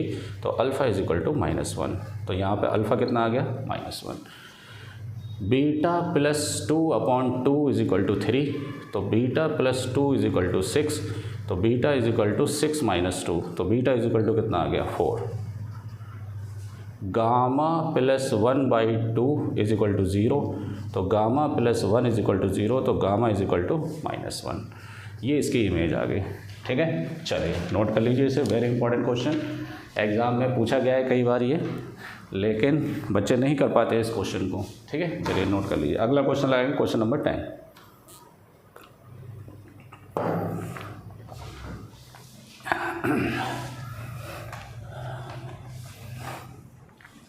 Question number 10 देखिए। क्वेश्चन नंबर 10,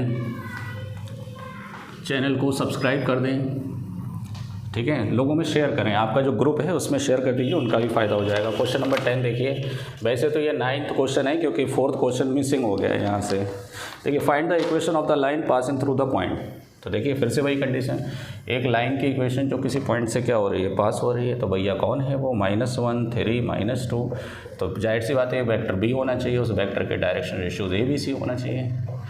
ये सारी बातें पता होना चाहिए, अदरवाइज़ आपको समझ में नहीं आएगा कि क्या चल रहा है। ठीक है, चलिए कोई बात नहीं, नहीं पढ़ा है तो अच्छी बात है, पढ़ने से क्या होगा, कुछ नहीं होने वाला है। ठीक है, अब देखिए, find the equation of the line passing through the point and perpendicular to the line. और इन लाइंस के क्या है, ये परपेंडिकुलर है, एक लाइन L1 और एक लाइन L2, बराबर। ये लाइन कौन है, ये लाइन कौन है, x/1 y/2 z/3, और ये कौन है, x + 2 -3 और y -1/2 और z + 1/5। ये साफ साफ दिख रहा है, बहुत ही सिंपल क्वेश्चन है ये, है ना। देखिए, अब जब ये लाइन है तो इसका भी वेक्टर b होगा, अब ये लाइन है तो इसका भी वेक्टर b होगा, उसके डायरेक्शन रेशियोज़ कौन कौन हैं, है ना, 1 2 3 1 2 3। इसके डायरेक्शन रेशियोज़ कौन हैं, -3 2 और 5। अब ज़रा सोचिए, ये b वेक्टर और b1 वेक्टर और ये b वेक्टर और b2 वेक्टर एक दूसरे के क्या हैं, परपेंडिकुलर हैं। क्या है ये, परपेंडिकुलर। तो ज़रा सोचिए, इन परपेंडिकुलर से आप ABC मतलब इसके डायरेक्शन रेशियोज़ पता कर सकते हैं रिक्वायर्ड लाइन के। तो रिक्वायर्ड लाइन की इक्वेशन क्या होगी,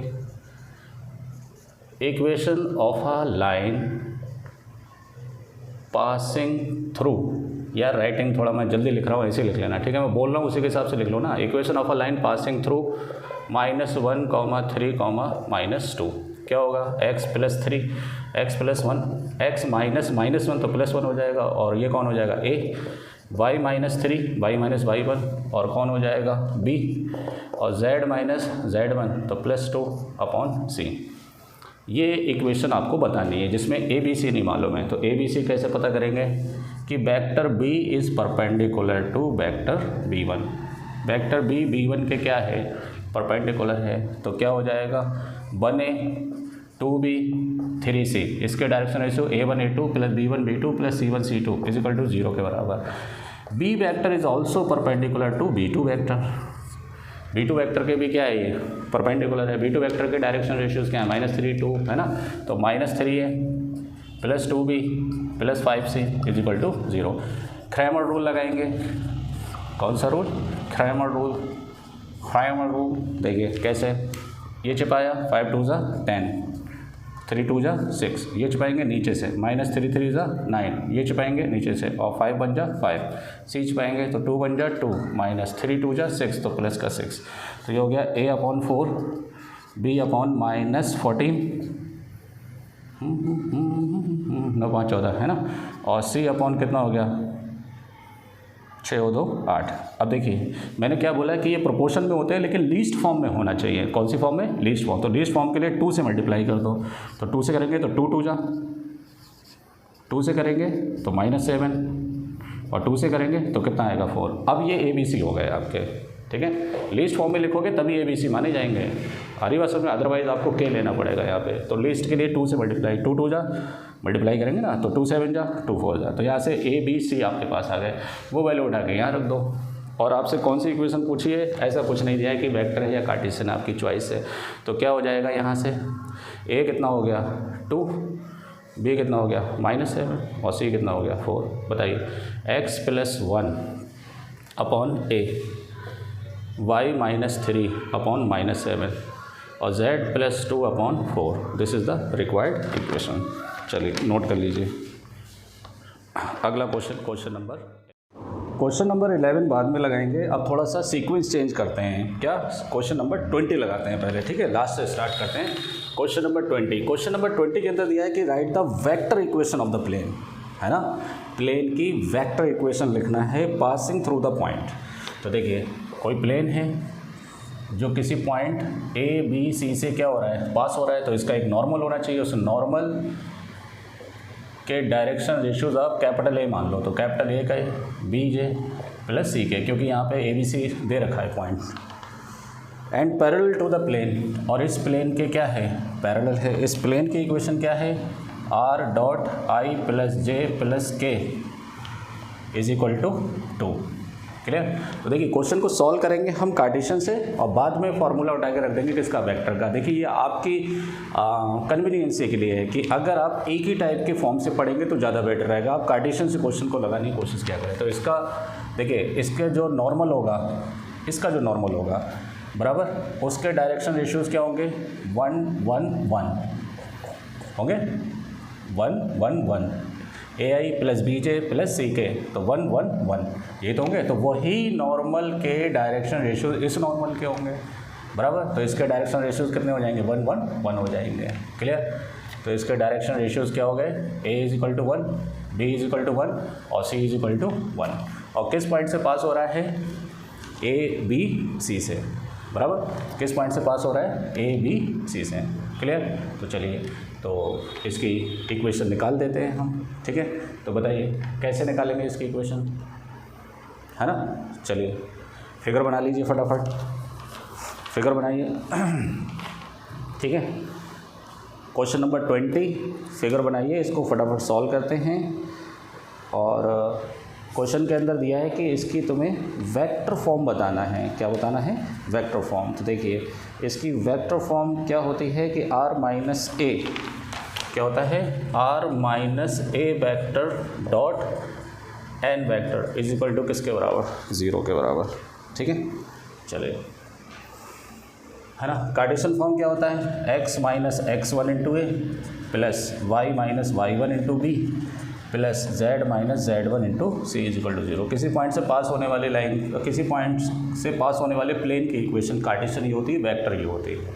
क्लियर। तो देखिए, अरे भाई ये कैसे होती है, आप टेंशन ना लें, क्योंकि देखिए यहाँ पर ये कोई पॉइंट है बराबर, ये कोई पॉइंट है, ये कोई जनरल पॉइंट ले लें। तो जनरल पॉइंट लेंगे तो यहाँ पर इसका पोजीशन वेक्टर क्या होगा, जनरल पॉइंट का पोजीशन वेक्टर क्या होगा, r होगा, और इसका वेक्टर पोजीशन क्या होगा, a होगा। तो ये कितना आ जाएगा वेक्टर, r माइनस ए, और r माइनस ए इसके नॉर्मल के क्या होगा, परपेंडिकुलर होगा। तो a dot b is equal to किसके बराबर, 0। जब भी दो वेक्टर परपेंडिकुलर होते हैं तो उनका डॉट प्रोडक्ट किसके बराबर होता है, 0 के बराबर, ठीक है। अगर नहीं मालूम है तो आप यहाँ से पता कर सकते हैं। तो बताइए पहले a वेक्टर बताओ, पोजीशन वेक्टर कितना होगा, ए आई प्लस बी जे प्लस सी के बराबर। इसका तुम्हें कौन सा फॉर्म बताना है, वेक्टर इक्वेशन बताना है। और n वेक्टर क्या हो गया तुम्हारा, ये 1 1 1 है ना, तो i प्लस जे प्लस के ये हो गया। So therefore r minus a i cap plus b j cap plus c k cap dot i cap plus j cap plus k cap is equal to किसके बराबर, 0 के बराबर। Note कर लीजिए, वेक्टर फॉर्म आ गया, ठीक है। लेकिन एनसीईआरटी के अंदर इसका कार्टेशियन फॉर्म पूछा है। क्या पूछा है, कार्टेशियन फॉर्म, तो वो भी देख लीजिए आप, ठीक है। क्या, x माइनस x1 इंटू ए कितना है 1 plus y minus y1 into b capital B plus z minus z1 into c, तो capital C is equal to 1 is equal to 0। तो कितना हो गया, x minus a plus Y minus b plus z minus c is equal to 0। तो x plus Y plus z is equal to a plus b plus c, ये Cartesian form है, ठीक है। तो एग्जाम में चाहे कार्टेशियन पूछे चाहे वेक्टर पूछे, आप दोनों निकाल सकते हैं, ठीक है। चलिए क्वेश्चन नंबर 19 लगाएंगे। चलिए देखिए क्वेश्चन नंबर 19 देखिए कैसे होगा।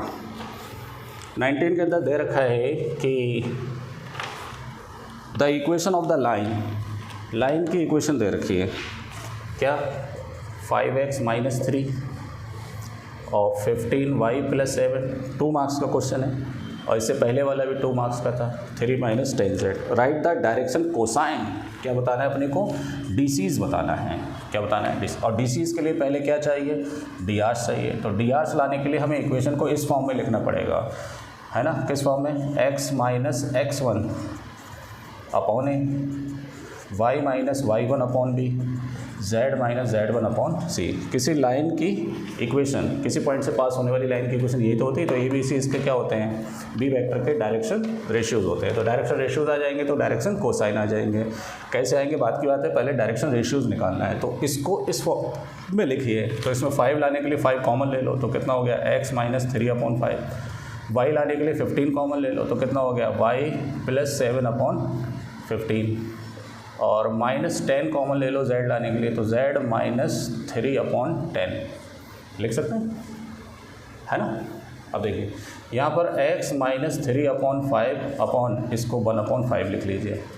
इसको y plus 7 upon 15 upon 1 upon 15 लिख लीजिए is equal to z minus 3 upon 10 upon minus 1/10 लिख लीजिए। क्लियर। तो ये इसके क्या हो गए, ए बी सी। तो ए बी सी बड़ा अजीब से आ रहा है ना, तो इसको थोड़ा सिंप्लीफाई करिए। कैसे सिंप्लीफाई करेंगे, आप 30 से मल्टीप्लाई कर दीजिए। किससे, 30 से। तो देखो 30 से सभी को करेंगे, इसको तीनों को। तो 30 से तो कितना हो जाएगा, नीचे नीचे 30 से इसे, 30 से इसे और 30 से इसे। तो बताओ कितना हो जाएगा, x minus 3 upon 5, 5 6 y plus 7 upon 15 upon 15 2 और z माइनस 3 अपॉन 10 माइनस 3 है ना। तो इसके डी आर्स क्या हो गए, डी आर्स ऑफ लाइन क्या हो गए, 6 2 माइनस 3, है ना। ये कौन है आपके, a B c. A B C direction cosine क्या होता है, a अपॉन under root a square plus b square plus c square. अच्छा, लाइन के डायरेक्शन कोसाइन दो होते हैं, एक प्लस में होता है, एक किस में, माइनस में। क्योंकि कोई भी लाइन क्लॉकवाइज डायरेक्शन भी बना सकते हैं और एंटी क्लॉकवाइज एंगल भी बना सकते हैं। तो फिलहाल आप यहाँ पे पॉजिटिव एंगल की बात करेंगे, ठीक है। ए कितना है 6, ए कितना है 6 और ये कितना हो गया 6 का स्क्वायर प्लस 2 का स्क्वायर प्लस माइनस 3 का स्क्वायर। तो ये हो गया 6 अपॉन 6 6 36, 2 2 4, 3 3 9। तो 6 अपॉन अंडर रूट 49। तो ये हो गया 6 अपॉन 7। अब बार बार ये लिखने की ज़रूरत नहीं, डायरेक्ट 7 लिख देंगे। तो m कितना हो जाएगा 2 अपॉन 7 और n कितना हो जाएगा माइनस 3 अपॉन 7। तो L M N direction cosine क्या क्या आ गए, 6 अपॉन 7, 2 अपॉन 7 और माइनस 3 अपॉन 7। ये डायरेक्शन कोसाइन होगा इसके, ठीक है। 2 मार्क्स का क्वेश्चन है, वेरी इंपॉर्टेंट, एग्जाम में पूछा जा चुका है ये। चलिए क्वेश्चन नंबर 18 लगाएंगे, नोट कर लीजिए इसे।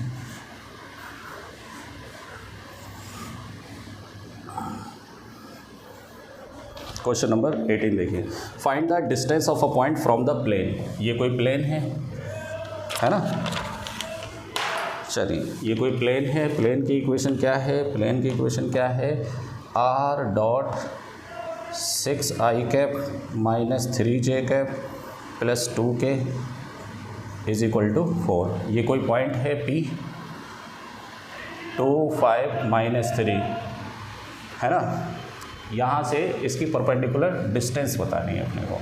तो परपेंडिकुलर डिस्टेंस का फॉर्मूला मालूम है तुम्हें, क्या होता है, ax1 plus by1 plus cz1 minus d upon under root a square plus b square plus c square, है ना। तो पहले प्लेन को आप कार्टेशियन फॉर्म में लिखेंगे। तो कितना होगा ये 6x माइनस 3y, है ना, ये ए बी सी तो होते हैं, और प्लस 2z और माइनस 4 इज इक्वल टू किसका बराबर, 0 के। तो बताइए डिस्टेंस क्या होगा, ये पॉइंट इसको सेटिस्फाई करेगा। तो कितना हो जाएगा 6 × 2 माइनस 3 × 5 प्लस 2 × z और minus 4 upon under root a square plus b square plus c square. तो बताइए कितना हो जाएगा, 6 2 12, 5 3 15, माइनस 3 2 6 और माइनस 4 अपॉन 6 6 36, 3 3 9, 2 2 4।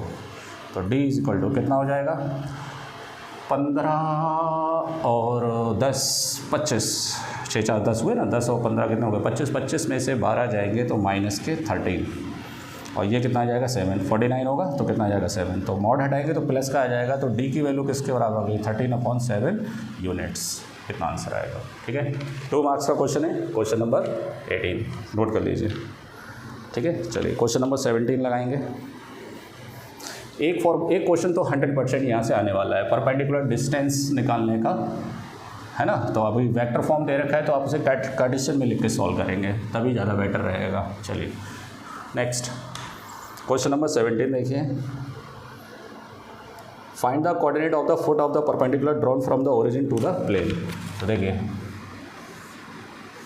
ये कोई ओरिजिन है 0 0 0 और ये कोई प्लेन है ना, इसका नॉर्मल है ये, तो इस पॉइंट P के फुट ऑफ परपेंडिकुलर बताना है। क्लियर। प्लेन की इक्वेशन कितनी है, 2x minus 3y plus 4z minus 6 is equal to 0। है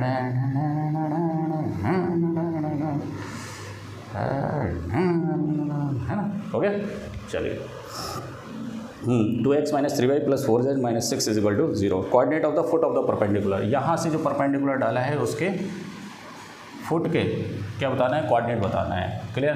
तो देखिए इसका एक शॉर्टकट मेथड भी है और लॉन्ग कट भी है, तो पहले मैं लॉन्ग कराता हूँ उसके बाद शॉर्ट कराता हूँ, आपकी चॉइस है, आप जैसे चाहो वैसे कर सकते हो। अगर 2 मार्क्स में आता है तो शॉर्ट से लगा देना और ज़्यादा मार्क्स के लिए आता है तो आप लॉन्ग से लगा देना, ठीक है। अब जरा सोचिए, ये कोई लाइन है OP, है ना, तो OP इस पॉइंट से पास हो रहा है 0 0 0 से, और इसके फुट के परपेंडिकुलर के कोऑर्डिनेट्स क्या मान लो, परपेंडिकुलर के फुट के कोऑर्डिनेट x1 y1 z1 मान लो, क्योंकि वो कोई पर्टिकुलर फिक्स पॉइंट होंगे तो इसलिए x1 y1 z1 मान लिया। तो इसके drs आप निकाल सकते हैं, किसके, drs ऑफ लाइन OP, है ना, कि 2 पॉइंट से पास होने वाली लाइन के drs क्या होते हैं, x2 minus x1, y2 minus y1 और z2 माइनस z1। तो क्या हो जाएगा, x1 माइनस 0, y2 माइनस 0 और z2 माइनस 0। तो y1 और z1, x1 y1 z1 ये drs हो गए, है ना, किसके, OP के, है ना, OP के ये क्या हो गए, drs हो गए। क्लियर। अब जरा सोचिए, ये प्लेन के भी क्या है, नॉर्मल है, तो इसके नॉर्मल के जो drs होंगे वो कैसे निकलेंगे, drs of normal of plane, है ना, वो क्या होगा, 2x minus 3y plus 4z minus 6 is equal to 0। तो ये माइनस का इधर आके किसका लिख लो, प्लस का। तो इसके drs तो 2 3 4 दे रखे हैं, है ना, लेकिन हमें ये मालूम है कि drs जो होते हैं वो डायरेक्शन कोसाइन के क्या होते हैं, प्रोपोर्शनल होते हैं। क्या होते हैं, प्रोपोर्शनल। तो यहाँ पे पहले हमें DCs निकालना है। क्या निकालना है, direction cosine of normal, direction cosine of normal of plane, plane के नॉर्मल के डायरेक्शन कोसाइन निकालना है। तो इसके नॉर्मल के डायरेक्शन रेशियोज तो तुम्हारे पास आ चुके हैं, अब तुम इससे डायरेक्शन कोसाइन निकाल लो। तो डायरेक्शन रेशियो डायरेक्शन कोसाइन एक दूसरे के क्या होते हैं, प्रोपोर्शनल होते हैं। तो देखिए कितना आएगा, तो मालूम है कि कैसे निकलते हैं डायरेक्शन कोसाइन। तो डायरेक्शन रेशियो 2 है ना, इसको डिवाइड कर दो इसके मैग्नीट्यूड से। तो देखो अलग से निकाल देता हूँ मैं, देखो L इज इक्वल टू क्या होगा, 2/√2 का स्क्वायर प्लस -3 का स्क्वायर प्लस 4 का स्क्वायर। क्लियर। तो कितना आ जाएगा, 2/√29, 2 2 जा 4, 3 3 जा 9, 9 4 13 और 4 चौक 16, 16 13 कितने हो गए, 29 हो गए, है ना। तो 2 और n के कितने होंगे, -3/√29 और n के कितने होंगे, 4/√29। क्लियर। तो यहाँ से d किसके बराबर हो जाएगा, 6/√29। क्लियर। तो यहाँ से प्लेन की इक्वेशन क्या हो जाएगी, प्लेन की इक्वेशन आपकी हो जाएगी 2/√29 x minus 3/√29 y plus 4/√29 z is equal to 6/√29। Clear. अब हमें मालूम है कि DCs या DRs are proportional to DCs। तो x1 DCs है, सॉरी DRs है, और DCs कितना है, 2/√29, y1 -3/√29, z1 4/√29। प्रोपोर्शन का मतलब है कि x1 इसके अकॉर्डिंग आएगा, क्योंकि तुम्हारे पास अगर DCs है तो वो DRs के थ्रू ही तो आते हैं। तो जैसे जैसे DRs चेंज करोगे वैसे वैसे DCs भी चेंज होंगे। तो यहाँ पर अभी तुम्हारे पास जो DCs है डायरेक्शन कोसाइन वो चेंज नहीं हो रहे हैं, तो इसलिए ये भी चेंज नहीं होगा। तो ये चेंज होगा किसकी वैल्यू पर, कांस्टेंट वैल्यू k की वैल्यू पर। तो यहाँ से x1 किसके बराबर हो गया, k 2/√29। y किसके बराबर हो गया, इसको 2k लिख लो, है ना। y कितना हो गया, -3k/√29। और z1 किसके बराबर हो गया, 4k/√29।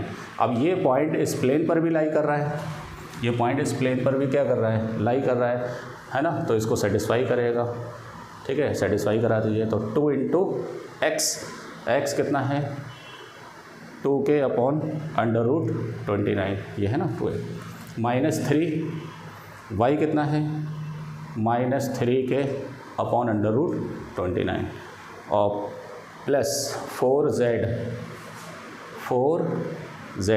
कितना है, 4k/√29 is equal to 6, is equal to कितना हो गया, 6। तो बताइए कितना हो गया, 2 2 = 4k/√29 -1 plus 3 3 = 9k/√29 plus 16k/√29 is equal to 6। तो ये कितना हो गया, 29k/√29 इज इक्वल टू 6। इससे कट जाएगा तो √29k इज इक्वल टू 6। तो k की वैल्यू कितनी आ गई, 6/√29। k की वैल्यू आप उठाकर क्या कर दीजिए, यहाँ रख दीजिए, तो फोटो परपेंडिकुलर आ जाएगा, ठीक है। तो देखिए जगह है या नहीं है वो देख लो मैं कैमरे में, ओके। चलिए यहाँ लिख देता हूँ मैं, देखिए x1 इज इक्वल टू है 2/√29k, है ना। k की वैल्यू कितनी है, 6/√29। तो ये हो गया 6 दूनी 12, 12/29। y1 इज इक्वल टू कितना है, -3/√29 इंटू 6/√29। तो 6 3 = 18/29। z1 कितना है, 4/29k, k की वैल्यू कितनी है, 6/√29, 6 4 = 24/29। ये आ गया आंसर, ठीक है। तो ये मेथड है अपना जो कॉन्सेप्चुअल है। और दूसरा मेथड है कि फुट और परपेंडिकुलर के कोऑर्डिनेट होते हैं LD, MD और ND। बस डायरेक्ट आप फॉर्मूला लगा सकते हैं, क्लियर। L कितना है देखो, 6/√29 है ना, ये सॉरी 2/√29। और D कितना है, 6/√29। तो 6 2 = 12/29। देखो आ रहा है। आप बोलोगे सर ये ज़्यादा बढ़िया है, अरे भाई आपकी चॉइस है, आप जैसे चाहो वैसे करो, लेकिन नंबर के अकॉर्डिंग। अब MD है, कौन है, MD। तो M कितना है, -3/√29 और D कितना है, 6/√29। तो 6 3 = 18/29। देखो आ रहा है 18/29। ऐसी ND निकाल सकते हैं, ठीक है। चलिए ये आपका क्वेश्चन नंबर कौन सा हो गया, 17। चलिए 16 क्वेश्चन लगाएंगे, question number 16।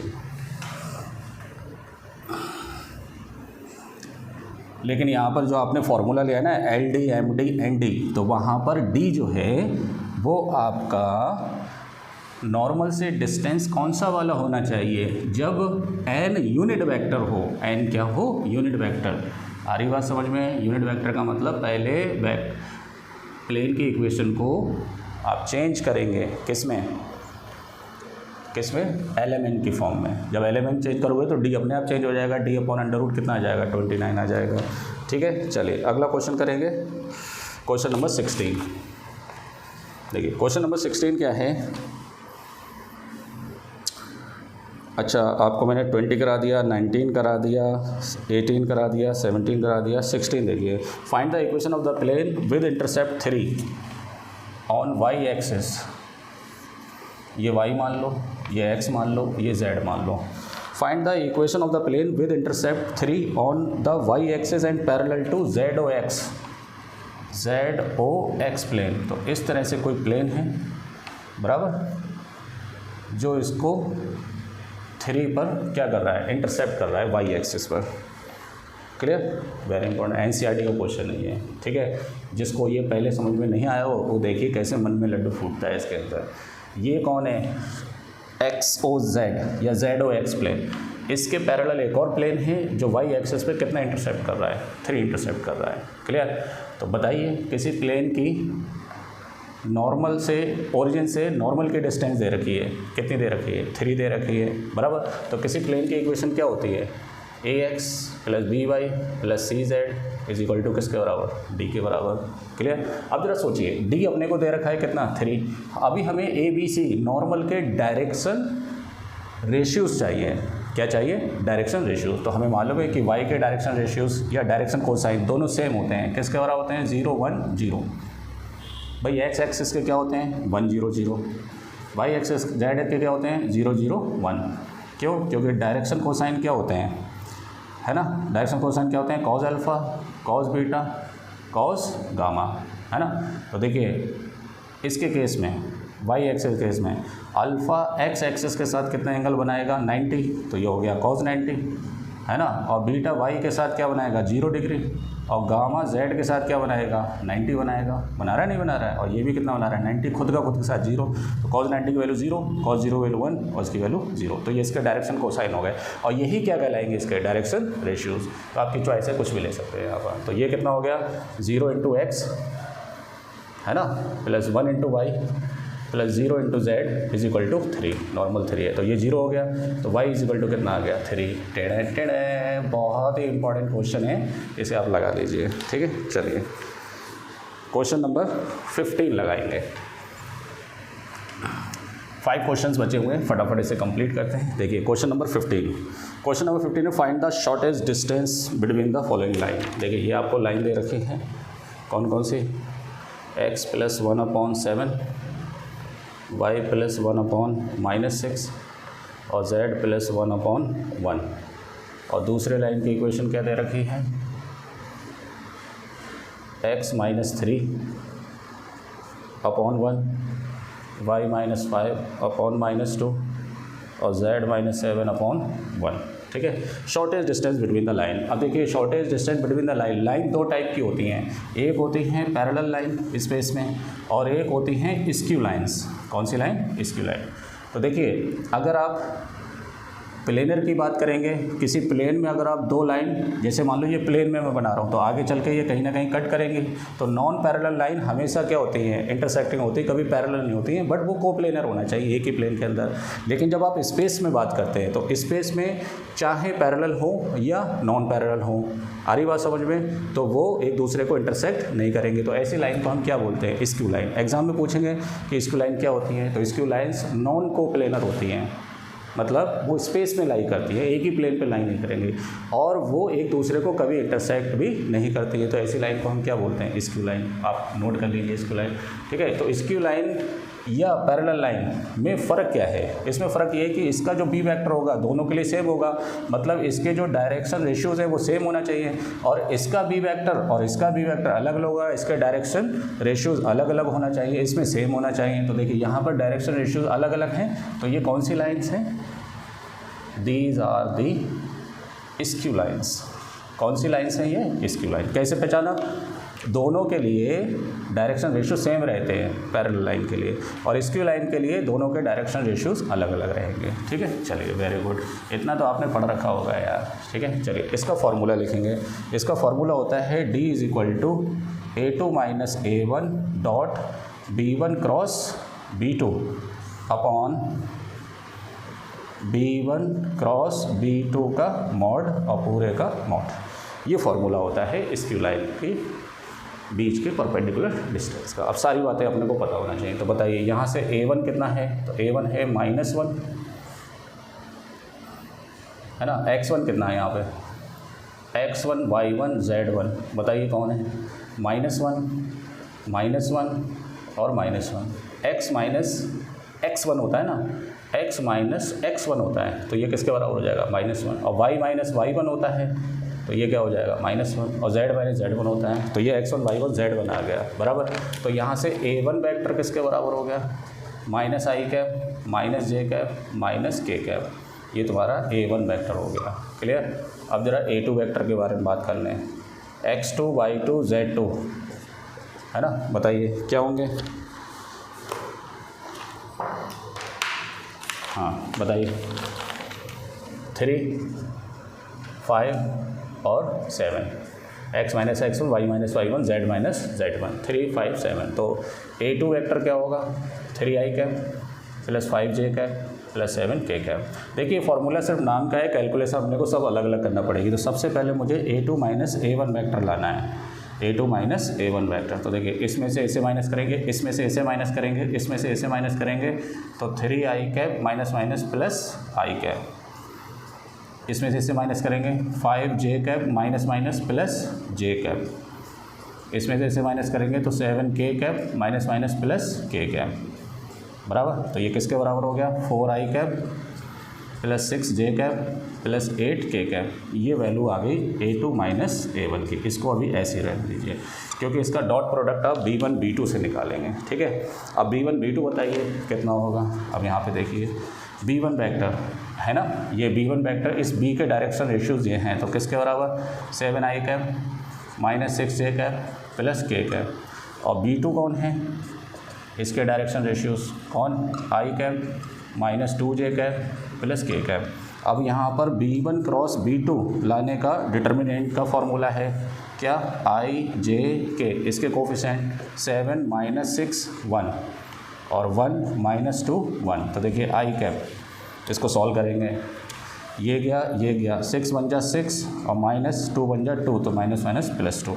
Minus j cap, ये गया 7 बन जा 7 माइनस 1 बन जा 1 प्लस k कैप, ये गया 7 2 जा 14 और 6 बन जा 6, तो माइनस माइनस प्लस 6। तो कितना हो गया माइनस का 4i कैप और माइनस का 6j कैप और 14 में से 6 जाएंगे तो 8, तो माइनस का 8k कैप, 8 से 14, ठीक है। ये आ गया B1 क्रॉस B2। अब आप यहाँ पर A2 इसका मैग्नीट्यूड भी निकाल दीजिए क्योंकि हमें ज़रूरत पड़ेगी। तो B1 क्रॉस B2 का हमें क्या बताना है मैग्नीट्यूड।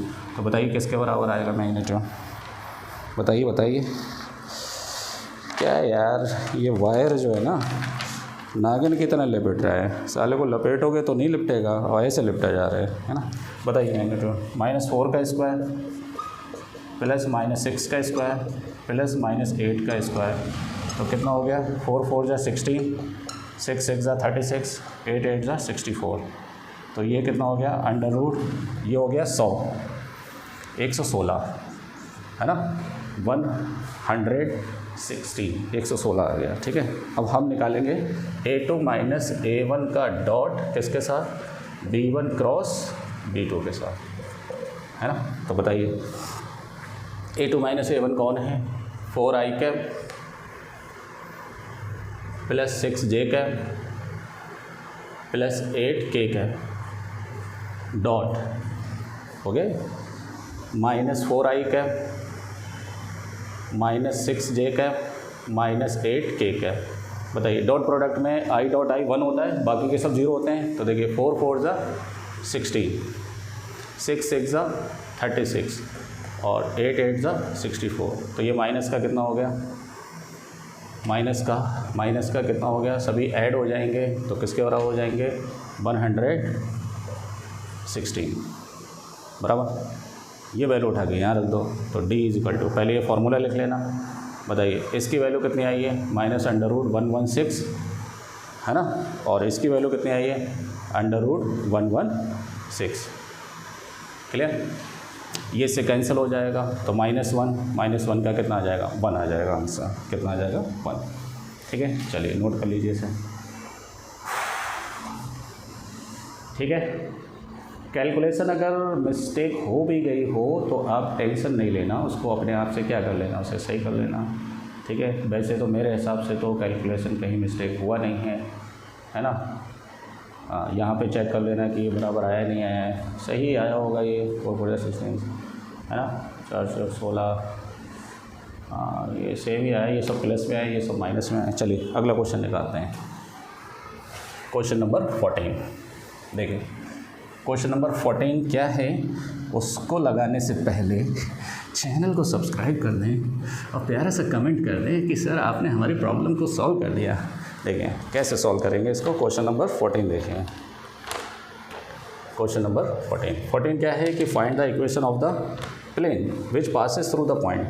अच्छा ये कोई प्लेन है, जो किसी पॉइंट से पास हो रहा है वो पॉइंट P है और P के कोऑर्डिनेट है क्या है 3 2 0 एंड कंटेन्स द लाइन, और इसके ऊपर एक लाइन है। उस लाइन की इक्वेशन क्या है? क्या भैया गजब का क्वेश्चन है ये, तो बहुत ही बढ़िया क्वेश्चन है ये। Question number x minus 3/1 y minus 6/5 और z माइनस 4/4।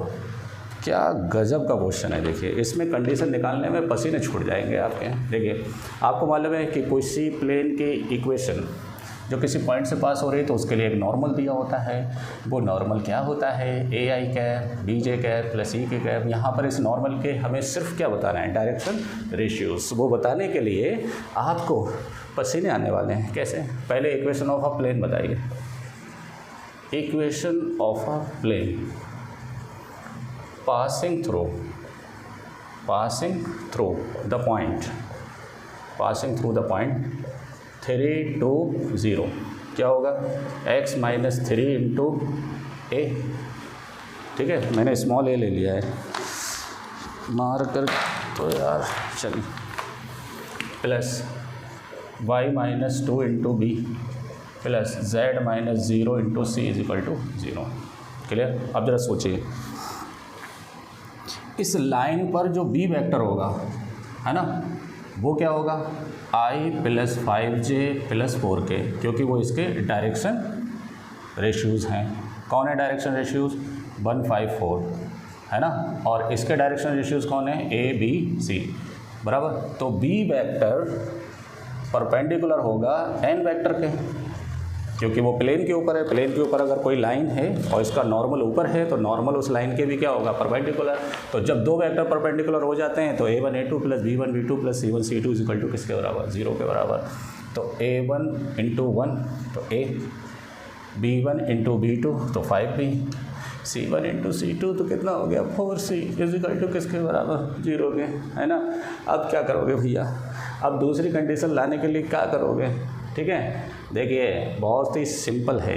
क्या ये आपके पास जो इक्वेशन है ना, ये प्लेन की इक्वेशन है और आपके पास एक लाइन दे रखी है, तो लाइन पर भी तो एक पॉइंट होता है। क्या सर, एकदम लड्डू फूट गया मन में। लाइन के ऊपर पॉइंट होता है, नहीं तो वो पॉइंट के कोऑर्डिनेट क्या होंगे? 3 6 और 4। उस पॉइंट के कोऑर्डिनेट क्या होंगे? 3 6। देखो कोई लाइन होती है वो किसी पॉइंट से पास होती ही नहीं होती, तो इसके कोऑर्डिनेट क्या है? 3 6 4। अब ये लाइन इस प्लेन पर है तो प्लेन को क्या करेगा? ये सेटिस्फाई करेगा। तो क्या लिखेंगे? The point on a line 3 6 4 है ना, x माइनस x1 तो 3, y माइनस y1 तो 6, z माइनस z1 तो 4। The point on a line also lie on the plane, so therefore इसको सेटिस्फाई करेगा। तो x माइनस x1 तो x कितना है? 3, तो 3 minus 3 into a, x y z रख दीजिए, एक्स वाई जेड है ना, plus 6 minus 2 into B plus 4 minus 0 into C is equal to किसके बराबर? 0 के। 3 6 4 3 6 4 3 6 4 एक्स वाई जेड की जगह ये आप वैल्यू रख देंगे। तो ये कितना हो गया? 0a 4b plus 4c is equal to 0 बराबर। इन दोनों को हम क्या करेंगे? सॉल्व करेंगे फर्स्ट और टू को, है ना। तो सॉल्व करने का तरीका तो पता ही है। कौन सा तरीका बताइए ज़रा? a plus 5b plus 4c is equal to 0। कौन सा तरीका? नाम बताइए भैया। Cramer rule. कौन सा रूल? Cramer rule. क्रैमर रूल से हम इसे क्या करेंगे? सॉल्व करेंगे। चलिए बताइए ज़रा, क्रैमर रूल से कैसे हो जाएगा? चलिए देखिए, इसे छुपाएंगे तो 4 4 जा 16 और 5 4 जा 20। इसे छुपाएंगे तो 4 1 जा 4। इसे छुपाएंगे तो 4 1 जा 4 और माइनस 0। इसे छुपाएंगे तो 0 और 4 1 जा 4, है ना। तो ये किसके बराबर हो गया? a upon minus 4, b upon 4 और c upon minus 4। Least form में लिखेंगे, 4 से मल्टीप्लाई कर देंगे तो a upon minus 1, b upon 1 और c अपॉन माइनस 1। 4 से मल्टीप्लाई करेंगे पूरी इक्वेशन को तो 4 से 4 कैंसिल हो जाएगा। तो लीस्ट फॉर्म में जो नंबर्स होते हैं वही डायरेक्शन रेशियोज़ होते हैं आपके, ठीक है। तो डायरेक्शन रेशियोज आ गए आपके पास। अब प्लेन की इक्वेशन लिख लीजिए। बताइए प्लेन की इक्वेशन क्या है, x-3 इंटू ए कितना है -1 प्लस y -2 b कितना है 1 प्लस z-0 इंटू सी कितना है -1 इज इक्वल टू 0। तो -x + 3 plus y -2 minus z is equal to 0। तो -x + y - z is equal to -1। 3 में से 2 जाएगा, 1 बचेगा, उधर जाके -1, माइनस से दोनों तरफ मल्टीप्लाई, तो x - y + z is equal to 1। Note कर लीजिए, वेरी इंपॉर्टेंट क्वेश्चन। ठीक है, चलिए ये आपका क्वेश्चन नंबर 14 हो गया। 3 क्वेश्चन और बचे हुए हैं, फटाफट इसे कंप्लीट करते हैं। चलिए, एक से एक डायमंड क्वेश्चन है, चुनिंदा क्वेश्चन है, यहीं से क्वेश्चन आने वाले हैं। देखिए कंडीशन यहाँ से बाहर नहीं जाने वाली, तो आप प्लीज़ इस पर फोकस करिए। चलिए क्वेश्चन नंबर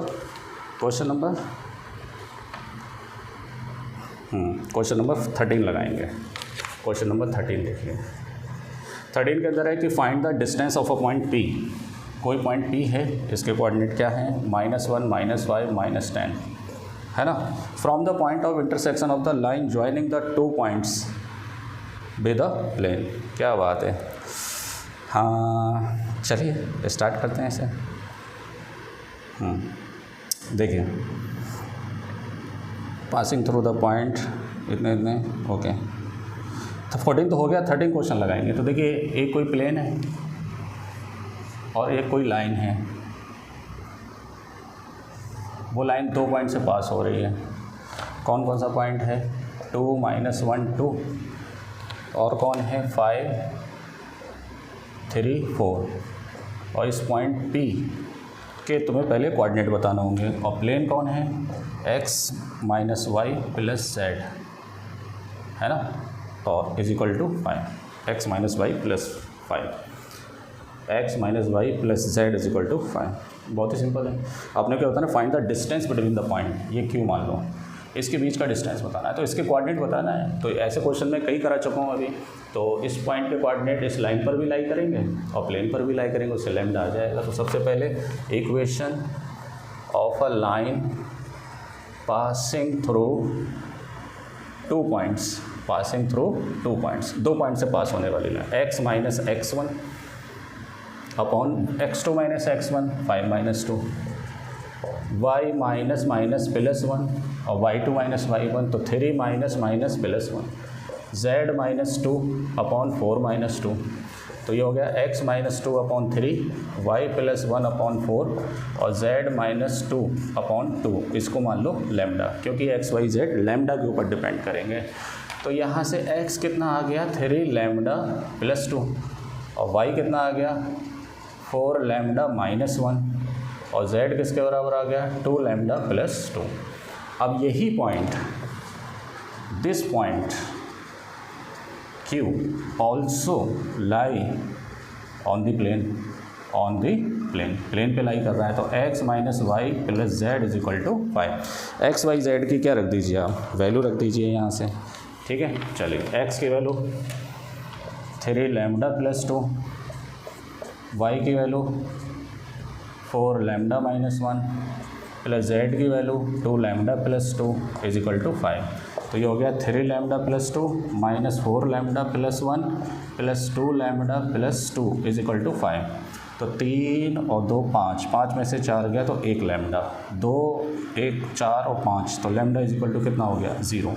तो लैम्डा 0 आएगा तो x कितना आएगा, 3 लैम्डा + 2, 0 रखेंगे तो 2 आएगा, 4 लैम्डा -1 0 रखेंगे तो -1 आएगा, 2 लैम्डा + 2 0 रखेंगे तो कितना आएगा 2 आएगा। तो इसके कोऑर्डिनेट क्या हो गए 2 - 1 2।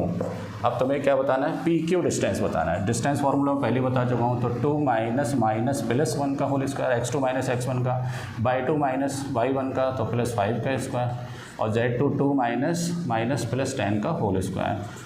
तो 3 3 सा 9, 4 4 जा 16 और 12 का 144। मुझे लग रहा है ये क्वेश्चन हो चुका है, शायद रिपीट हुआ है, फ़िलहाल आप देख लेना। ठीक है, हाँ ये डिस्टेंस आ गए, डिस्टेंस ऑफ द पॉइंट, है ना। हाँ जी हाँ जी हाँ जी हाँ जी। Find the distance of a point, नहीं रिपीट नहीं हुआ है, वो अलग है ये अलग है, लेकिन है एक जैसा ही। ठीक है, चलिए कोई बात नहीं। क्वेश्चन नंबर 12 लगाएंगे। कंडीशंस याद कर लीजिए आप। देखिए जितनी मैं कंडीशन बता रहा हूँ आपको फिगर बनाकर दिखा रहा हूँ कि किस तरह से पॉइंट ऑफ इंटरसेक्शन कैसे निकाला जाता है। ठीक है, चलिए question number 12, second last question, इसके बाद एक और है। 12 क्वेश्चन देखिए। शो दैट द लाइंस, आपके पास दो लाइंस दे रखी हैं, है ना, उनको शो करना है कि ये इंटरसेक्ट करती हैं एक दूसरे से। क्या कॉन्सेप्ट है, धांसू कॉन्सेप्ट है एकदम। देखिए R = I + J + K, vector form है ये लाइन का, है ना, और plus lambda 3i cap - j cap. और दूसरी लाइन की इक्वेशन क्या है कि 4i - k cap plus mu 2i + 3 cap, है ना। अब देखिए उसने पूछा है कि शो करिए कि ये इंटरसेक्ट करती हैं, also find their point of intersection. 100% question, 3 marks का क्वेश्चन है ये, गारंटी से एग्जाम में आने वाला है ये। ठीक है, अब जरा सोचिए, एक लाइन ये है, दूसरी लाइन ये है, अगर ये एक दूसरे को P पॉइंट पे कट करेंगे तो P क्या होगा, इसका कॉमन पॉइंट होगा। P दोनों का क्या होगा, इंटरसेक्टिंग कॉमन पॉइंट होगा। वो P पॉइंट पहले वाले से भी निकाल सकते हैं, दूसरे वाले से भी निकाल सकते हैं, तो दोनों सेम होना चाहिए, तो उसके करस्पॉन्डिंग कोऑर्डिनेट्स भी आपस में क्या होना चाहिए, इक्वल होना चाहिए, है ना। नहीं समझ में आया ऐसे, मैं बताता हूँ क्या करना है। पहले केस में अपने को लाइन L1 के XYZ कोऑर्डिनेट बताना है, जो पॉइंट P के कोऑर्डिनेट होंगे लैम्डा की फॉर्म में। फिर उसके बाद किसके बताना है, L2 के। तो क्या लिखेंगे,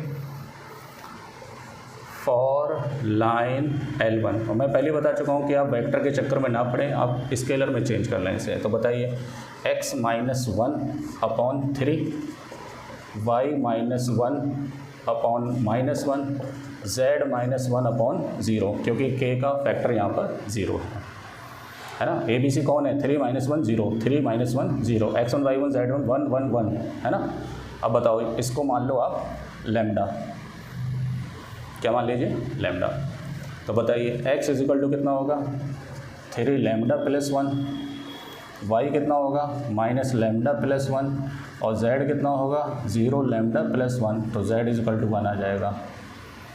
z = कितना आ जाएगा, 1, है ना। अब किसके लिए, फॉर लाइन L2 का कार्टेशियन फॉर्म लिखो, x - 4/2 y - 0, क्योंकि यहाँ पे j का कोफिशिएंट नहीं है, /0, क्योंकि यहाँ j है ही नहीं, और z +1/3, इसे मान लो म्यू। तो यहाँ से x किसके बराबर हो गया, 2μ + 4, y किसके बराबर हो गया, 0, y पूरा क्या हो जाएगा, 0, और z किसके बराबर हो जाएगा, 3μ - 1।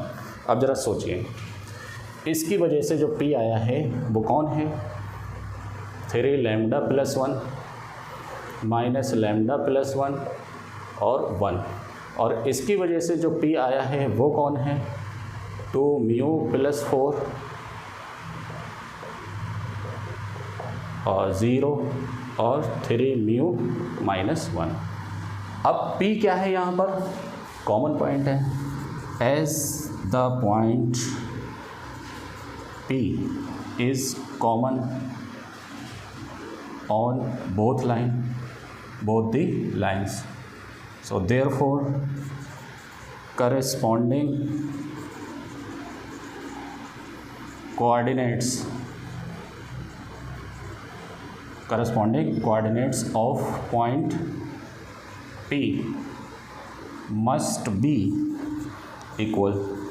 करस्पॉन्डिंग कोऑर्डिनेट क्या होना चाहिए, इक्वल होना चाहिए, है ना। तो इसके दिखाने के लिए आप इसको इसके बराबर रख दो, किसके, 2μ + 4 = किसके बराबर, 3 लैम्डा + 1 के। तो ये कितना हो गया, 2μ - 3 लैम्डा = -3, ये प्लस का इधर आके किसका हो जाएगा, माइनस का हो जाएगा, और इसको इसके बराबर रख दो, तो -लैम्डा + 1 = किसके बराबर, 0 के बराबर। तो लैम्डा किसके बराबर हो गया, 1 के बराबर।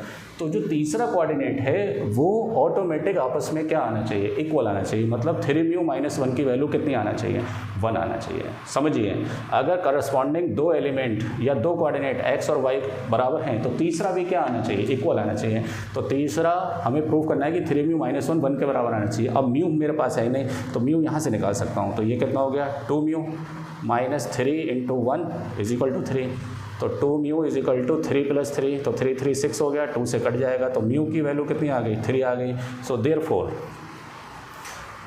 3 म्यू माइनस 1 किसके बराबर हो जाएगा, 3 इंटू 3 2 3 ज़ा, तीनों 3, तो 2 3 ज़ा कितना आ जाएगा, 6 आ जाएगा, है ना। तो म्यू की वैल्यू कितनी है, 3 है, तो कितना आ जाएगा 3 माइनस 1, तो 3 3 ज़ा 9 माइनस 1 8 आ रहा है। यहाँ कितना आना चाहिए, 1 आना चाहिए। तो कहीं पर मिस्टेक हो रहा है, एक बार चेक कर लें। Show that the line I plus, अरे यार यहीं गलती हो रही है, यहाँ माइनस है, ये क्या है, माइनस है। अब यहाँ माइनस है तो यहाँ पर क्या हो जाएगा, प्लस हो जाएगा, है ना। तो यहाँ क्या हो जाएगा, -1 हो जाएगा, यहाँ क्या हो जाएगा, -1। और दूसरा चेक कर लें, 4i है ना, 4i माइनस के और 2i प्लस 3k, तो x minus x1 upon 2, y minus y1 है ना, और z माइनस z1 और अपॉन 3, ये सही है। तो यहाँ से x किसके बराबर हो गया, 2 म्यू प्लस 4 और mu y is equal to 0 हो गया, और यहाँ कितना हो जाएगा, 3 म्यू माइनस 1, ठीक है। अब यहाँ पर आपने क्या किया, x कोऑर्डिनेट है ना, x कोऑर्डिनेट इसका कौन हो जाएगा, ये -1 हो जाएगा, ये कौन हो जाएगा, -1। अब देखिए x कोऑर्डिनेट आपने ये बराबर कर दिया, तो 2 lambda plus 4 is equal to 3 lambda plus 1, तो 2 lambda minus 3 lambda is equal to -3, और यहाँ पर 0 के बराबर हो गया, minus lambda is equal to 1, है ना। तो 1 वैल्यू लगाइए आप यहाँ पर, तो 1 जब वैल्यू लगाएंगे यहाँ पर तो -3 लैम्डा हो जाएगा, ये माइनस का 3 हो गया, इधर आके किसका, अच्छा ये किसका है, ये माइनस का 3 है, किसका 3 है, माइनस का, है ना। तो ज़रा सोचिए, ये हो गया आपके पास, देखिए कैलकुलेशन मिस्टेक हो सकती है, ये हो गया -3 प्लस 3, तो ये कैंसिल हो गया, तो म्यू किसके बराबर हो गया, 0 के। तो यहाँ अपने को इसकी वैल्यू, किसकी वैल्यू, 3 म्यू माइनस 1, तो 3 इंटू 0 माइनस 1, तो किसके बराबर, -1 के बराबर आ रहा है, इसके बराबर। तो हम बोल देंगे कि these are the intersecting line. तो देखिए आप कॉन्सेप्ट ख़राब ना करें कैलकुलेशन के चक्कर में। पहली मिस्टेक यहाँ पर थी और दूसरी मिस्टेक यहाँ पर थी, ये माइनस का 3 है ना, ये माइनस का उधर जाके किसका हो जाएगा, प्लस का, तो म्यू की वैल्यू 0 आ गई। तो 2 कोऑर्डिनेट आपस में इक्वल करिए और थर्ड को शो कर दीजिए कि थर्ड वाला कोऑर्डिनेट ऑटोमेटिक आपस में क्या आ रहा है, इक्वल आ रहा है। तो दीज आर द कौन से पॉइंट्स, कोइंसिडेंट पॉइंट, मतलब एक जैसे पॉइंट हैं, तो ये एक दूसरे को क्या करेंगे, इंटरसेक्ट करेंगे, और उन पॉइंट को आप बता भी सकते हैं। तो पहला पॉइंट क्या है, कोई सा भी ले, इससे ले लो चाहे उससे ले लो, किसी से भी ले सकते हो, है ना। चलो ये वाला ले लो, म्यू वाला ज़्यादा बेटर है। कौन कौन है, 2 म्यू प्लस 4 0 और 3 म्यू माइनस 1, म्यू किसके बराबर है, 0 के, तो ये हो गया 4 0 माइनस 1, ये पॉइंट ऑफ इंटरसेक्शन हो गया, ठीक है। चलिए वेरी इंपॉर्टेंट क्वेश्चन, आप एक आध क्वेश्चन अपने पास से भी लगाइए, इस टाइप के क्वेश्चन आपको मिल जाएंगे सैम्पल पेपर के अंदर, ठीक है। चलिए लास्ट क्वेश्चन, क्वेश्चन नंबर 11, देखिए क्वेश्चन नंबर 11 क्या है वो लगाएंगे। क्वेश्चन नंबर 11 है find the image of the point. अच्छा ये क्वेश्चन मैं करवा चुका हूँ कि अपने को एक पॉइंट की क्या बतानी है, इमेज बतानी है। Find the image of a point having the position vector, अपने को एक पोजीशन वेक्टर दे रखा है इसका, है ना। इस पॉइंट का पोजीशन वेक्टर क्या दे रखा है, i plus 3j plus 4k। तो इस पॉइंट के कोऑर्डिनेट क्या हो गए, 1 3 4, है ना। Image of the point in the plane, plane कौन है, r dot 2i cap minus j cap plus k cap plus 3 is equal to किसके बराबर, 0 के बराबर। इसका कार्टेशियन फॉर्म लिख लें तो क्या होगा, 2x minus y plus z, a b c है ना, ax plus b y plus c z plus 3 is equal to 0। इसकी इमेज बताने के लिए इस पॉइंट को आप क्या मान लें, p डैश, क्या मान लें, p डैश। इसके कोऑर्डिनेट क्या ले लें, अल्फा बीटा गामा। देखो बिल्कुल वैसा ही क्वेश्चन है जो मैं करवा चुका हूँ। तो पहले अपने को q के कोऑर्डिनेट बताना होंगे, किसके कोऑर्डिनेट, q के, है ना। Find the image of the point having the position vector, बिल्कुल सेम वैसा ही क्वेश्चन है। चलिए चलिए सबसे पहले हम क्या करेंगे कि हमें मालूम है कि पी क्यू लाइन एक पॉइंट से पास हो रही है, तो उसके इक्वेशन क्या हो सकती है, और उसमें बी वेक्टर के जो डायरेक्शन रेशियोज होंगे वो इसके नॉर्मल के बराबर होंगे। तो इसके नॉर्मल के डायरेक्शन रेशियोज कौन है, 2, -1 और 1। तो सबसे पहले हम क्या लिखेंगे, हम लिखेंगे कि क्वेश्चन नंबर 11 है equation of a line P Q, equation of a line P Q x - x1 है ना अपॉन ए कितना है 2, क्योंकि ये दोनों सेम डायरेक्शन में, तो जो डायरेक्शन रेशियो नॉर्मल के होंगे वही इसके होंगे, और y - 3 अपॉन -1 और z - 4 अपॉन 1, इसे मान लो आप लैम्डा। तो यहाँ से x किसके बराबर हो गया 2 लैम्डा + 1, y किसके बराबर हो गया -लैम्डा + 3 और z किसके बराबर हो गया लैम्डा + 4, है ना। अब ये point, this point Q also lie on the plane, ये प्लेन पर भी क्या करेगा लाई करेगा। अब प्लेन की इक्वेशन क्या है 2x - y + z + 3। मेरे लाल गोपाल ये कार्टेशियन से ही आप सॉल्व कर सकते हैं, वेक्टर से बहुत मुश्किल हो जाएगा। तो आप वेक्टर के पीछे ना पड़े। x की वैल्यू कितनी है 2 लैम्डा + 1, y की वैल्यू कितनी है -लैम्डा + 3, z की वैल्यू कितनी है लैम्डा + 4 और +3 = किसके बराबर 0 के बराबर। 2 × 2 = 4 लैम्डा + 2 -+ लैम्डा -3 और प्लस लैम्डा + 4 और 3 कितना हो गया 7 = 0। क्लियर। अब 4 और 1 5 और 1 6, तो 6 लैम्डा, 7 और 2 9, 9 में से 3 गया तो 6 प्लस का 6 = 0। तो यहाँ से लैम्डा -1 आ गया, ये प्लस होता जाके माइनस है ना। लैम्डा की वैल्यू कितनी आ गई -1। अब लैम्डा की वैल्यू यहाँ -1 रखेंगे तो x कितना आएगा, x कितना आएगा, x है 2 लैम्डा + 1, तो 2 × -1 + 1, तो -2 + 1 = -1। y कितना आएगा -लैम्डा + 3, तो -1 + 3, तो 1 + 3 = कितना आ गया 4। लैम्डा की जगह आप कितना रख रहे हैं -1, तो -1 प्लस हो गया और 3 + 1 कितना हो गया 4। और ज़्यादा डिटेल में लिखते हो ना तो और मिस्टेक होने के चांसेस रहते हैं। लैम्डा + 4 तो -1 + 4 कितना आ गया 3। तो इसके कोऑर्डिनेट आ गए -1 4 और 3, है ना, -1 4 और 3। अब जरा सोचिए, अपने को इसके कोऑर्डिनेट बताना है, तो Q क्या है, Q is a mid point, Q is a mid point of P dash. P dash का क्या है मिड पॉइंट है, तो मिड पॉइंट के कोऑर्डिनेट क्या होंगे बताइए।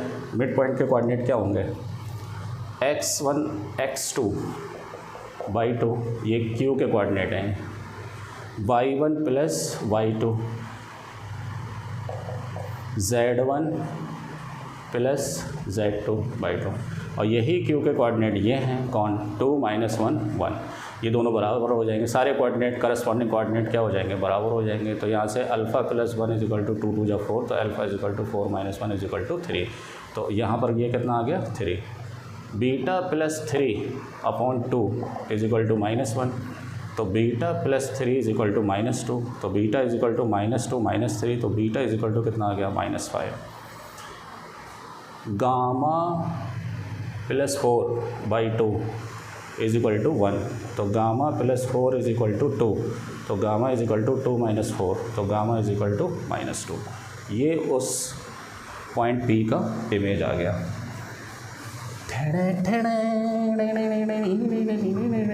बने रहें एपीटी अड्डा के साथ, चैनल को लाइक करें, सब्सक्राइब करें। मिलते हैं नेक्स्ट वीडियो में, और उसके अंदर मैं आपको कराने वाला हूँ वेक्टर अलजेब्रा। लगभग 20 क्वेश्चंस होंगे, वेरी इंपॉर्टेंट। ये लगा लीजिए 100% आपको 4 मार्क्स का, 3 मार्क्स का, 2 मार्क्स का ज़रूर यहाँ से आपको एक क्वेश्चन, तीनों क्वेश्चन मिलने वाले हैं। ठीक है, चलिए।